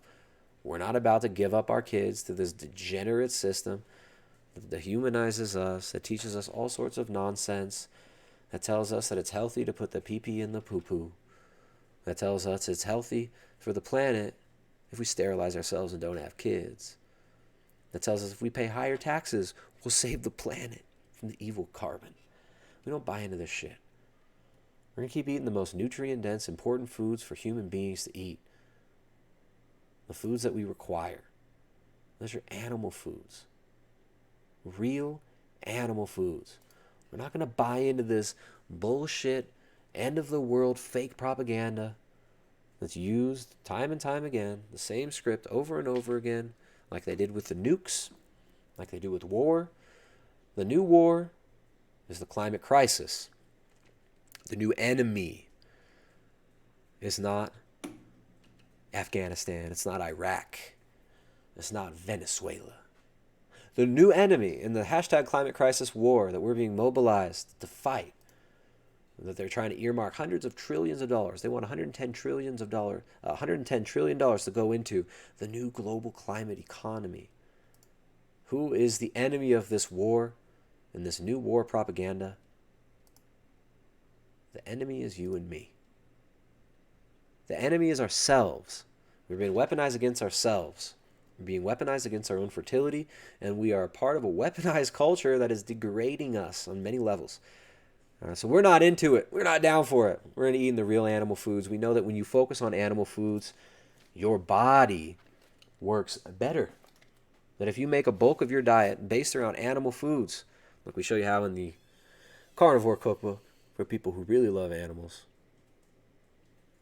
if you make the baseline of your diet around animal foods, that doesn't mean you have to be a full-on carnivore diet. You don't have to eat a keto carnivore diet. You can use selective carbohydrates, but if you make a majority of your diet animal foods and make that the base of it, that is the most important nutritional habit that you can have and that you can pass on to your kids. So focus on the fatty meat. Focus on the real food. And check out the carnivore cookbook. You can find it. There's a little link in the description down below. If you guys got any last questions, you can throw them out there. But it looks like we're going to start wrapping this up, guys. The hashtag climate crisis, it's being pushed everywhere. And it's war propaganda. The enemy of this war propaganda is you and your children. And we got to put pressure against this. We got to keep speaking up. We got to pass on good knowledge to our kids on how to feed themselves. And we got to take back our food supply. So it is happening, slowly and surely. There's a lot more money going into stomping it out, but people are demanding more farmers markets. People are flocking to farmers markets. People want good quality food. They want good quality water. And they want these shit games to stop. They don't want to eat a bunch of nutrient fortified kibble. They want to eat real animal foods. And so support your local animal producers. Support local family farms and regenerative agriculture and regenerative food production. And don't give in to this degenerate nonsense, guys. Next stream. What are we going to talk about the next stream? We've got all sorts of things lined up here. There's just not enough time to talk about all this stuff. There's a video that I'm going to make a little response with, maybe do it on a stream soon, of Joey Carbstrong and James Aspie talking all about how it's so great that the big corporations and the military are promoting plant-based diets now. It's just so great. It's so good for the animals. We've got that video. I've got Klaus talking to John Penis That's a funny one. Maybe we'll do that in the next stream too. We got Klaus with John Pinos. We've got them talking about the game changes, and basically half the video they're talking about people. They're talking about what they call the haters, right? They're talking about the critiques against the game changers the whole video, and it's really funny. In the end of it, John Venus ends up saying, Klaus gives this theory on, well, maybe athletes' performance decreases because they're becoming more spiritual. And they don't care so much about their physique anymore, their performance. They're becoming more spiritual. And I guess it's more spiritual to have like a 20% decrease in your training volume and your ability to perform. So that's funny. We got that coming up. We got all sorts of stuff coming. You can find more at primaledgehealth.com. The next Keto and Carnivore Collective is going to start, I think, in either a week or two. I've got to look on the calendar, but you can sign up for the next Keto and Carnivore Collective if you check out the link in the description of the video here. It is our group coaching. We do it almost every month, and it is all about setting you up with the habits you need that you can maintain long-term in order to thrive on either a ketogenic diet or an animal-based ketogenic diet. We call it the Keto and Carnivore Collective because carnivore has become so popular over the last couple of years that we had to even put it at the name of our group coaching.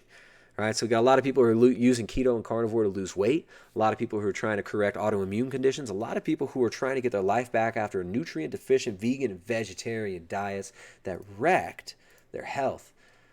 And you can sign up for the next Keto and Carnivore Collective in the link down in the description below if you're watching on YouTube.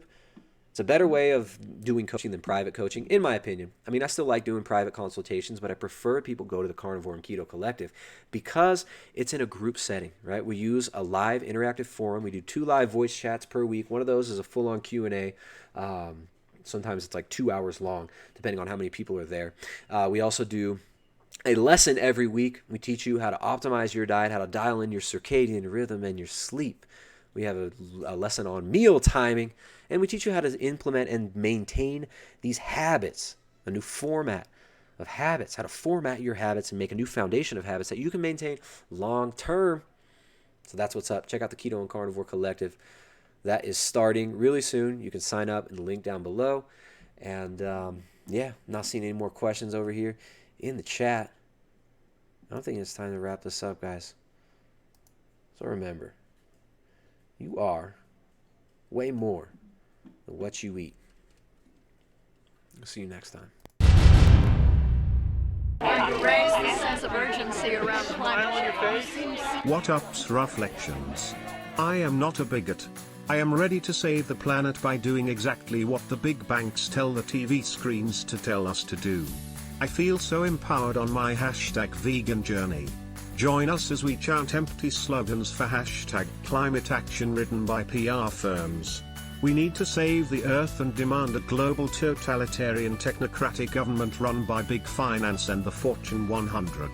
Our house is on fire and we need the nice grown-up government to take everyone's land and resources and ration us delicious, sustainable, nutrient-fortified vegan kibble. This is an emergency. Mommy Earth is crying so sad because she wants the mean grown-ups to give poor little 16-year-old human shield Greta her future back. Do you have anything to add to these debates about just, in particular, the idea that it's kind of too expensive to deal with climate change? I mean, it is, the money is there. If we can save the banks, then we can save the world. I mean... Jeffrey Epstein committed suicides and was working alone. Veganism is desirable and fun and make me smile big happy on my insides. I do not hate children. I am not a science denier. I do like science. To fix the #climate crisis we need to sterilize ourselves, starve ourselves, eat babies and grandma and move to a social engineered #smart city to save the earth.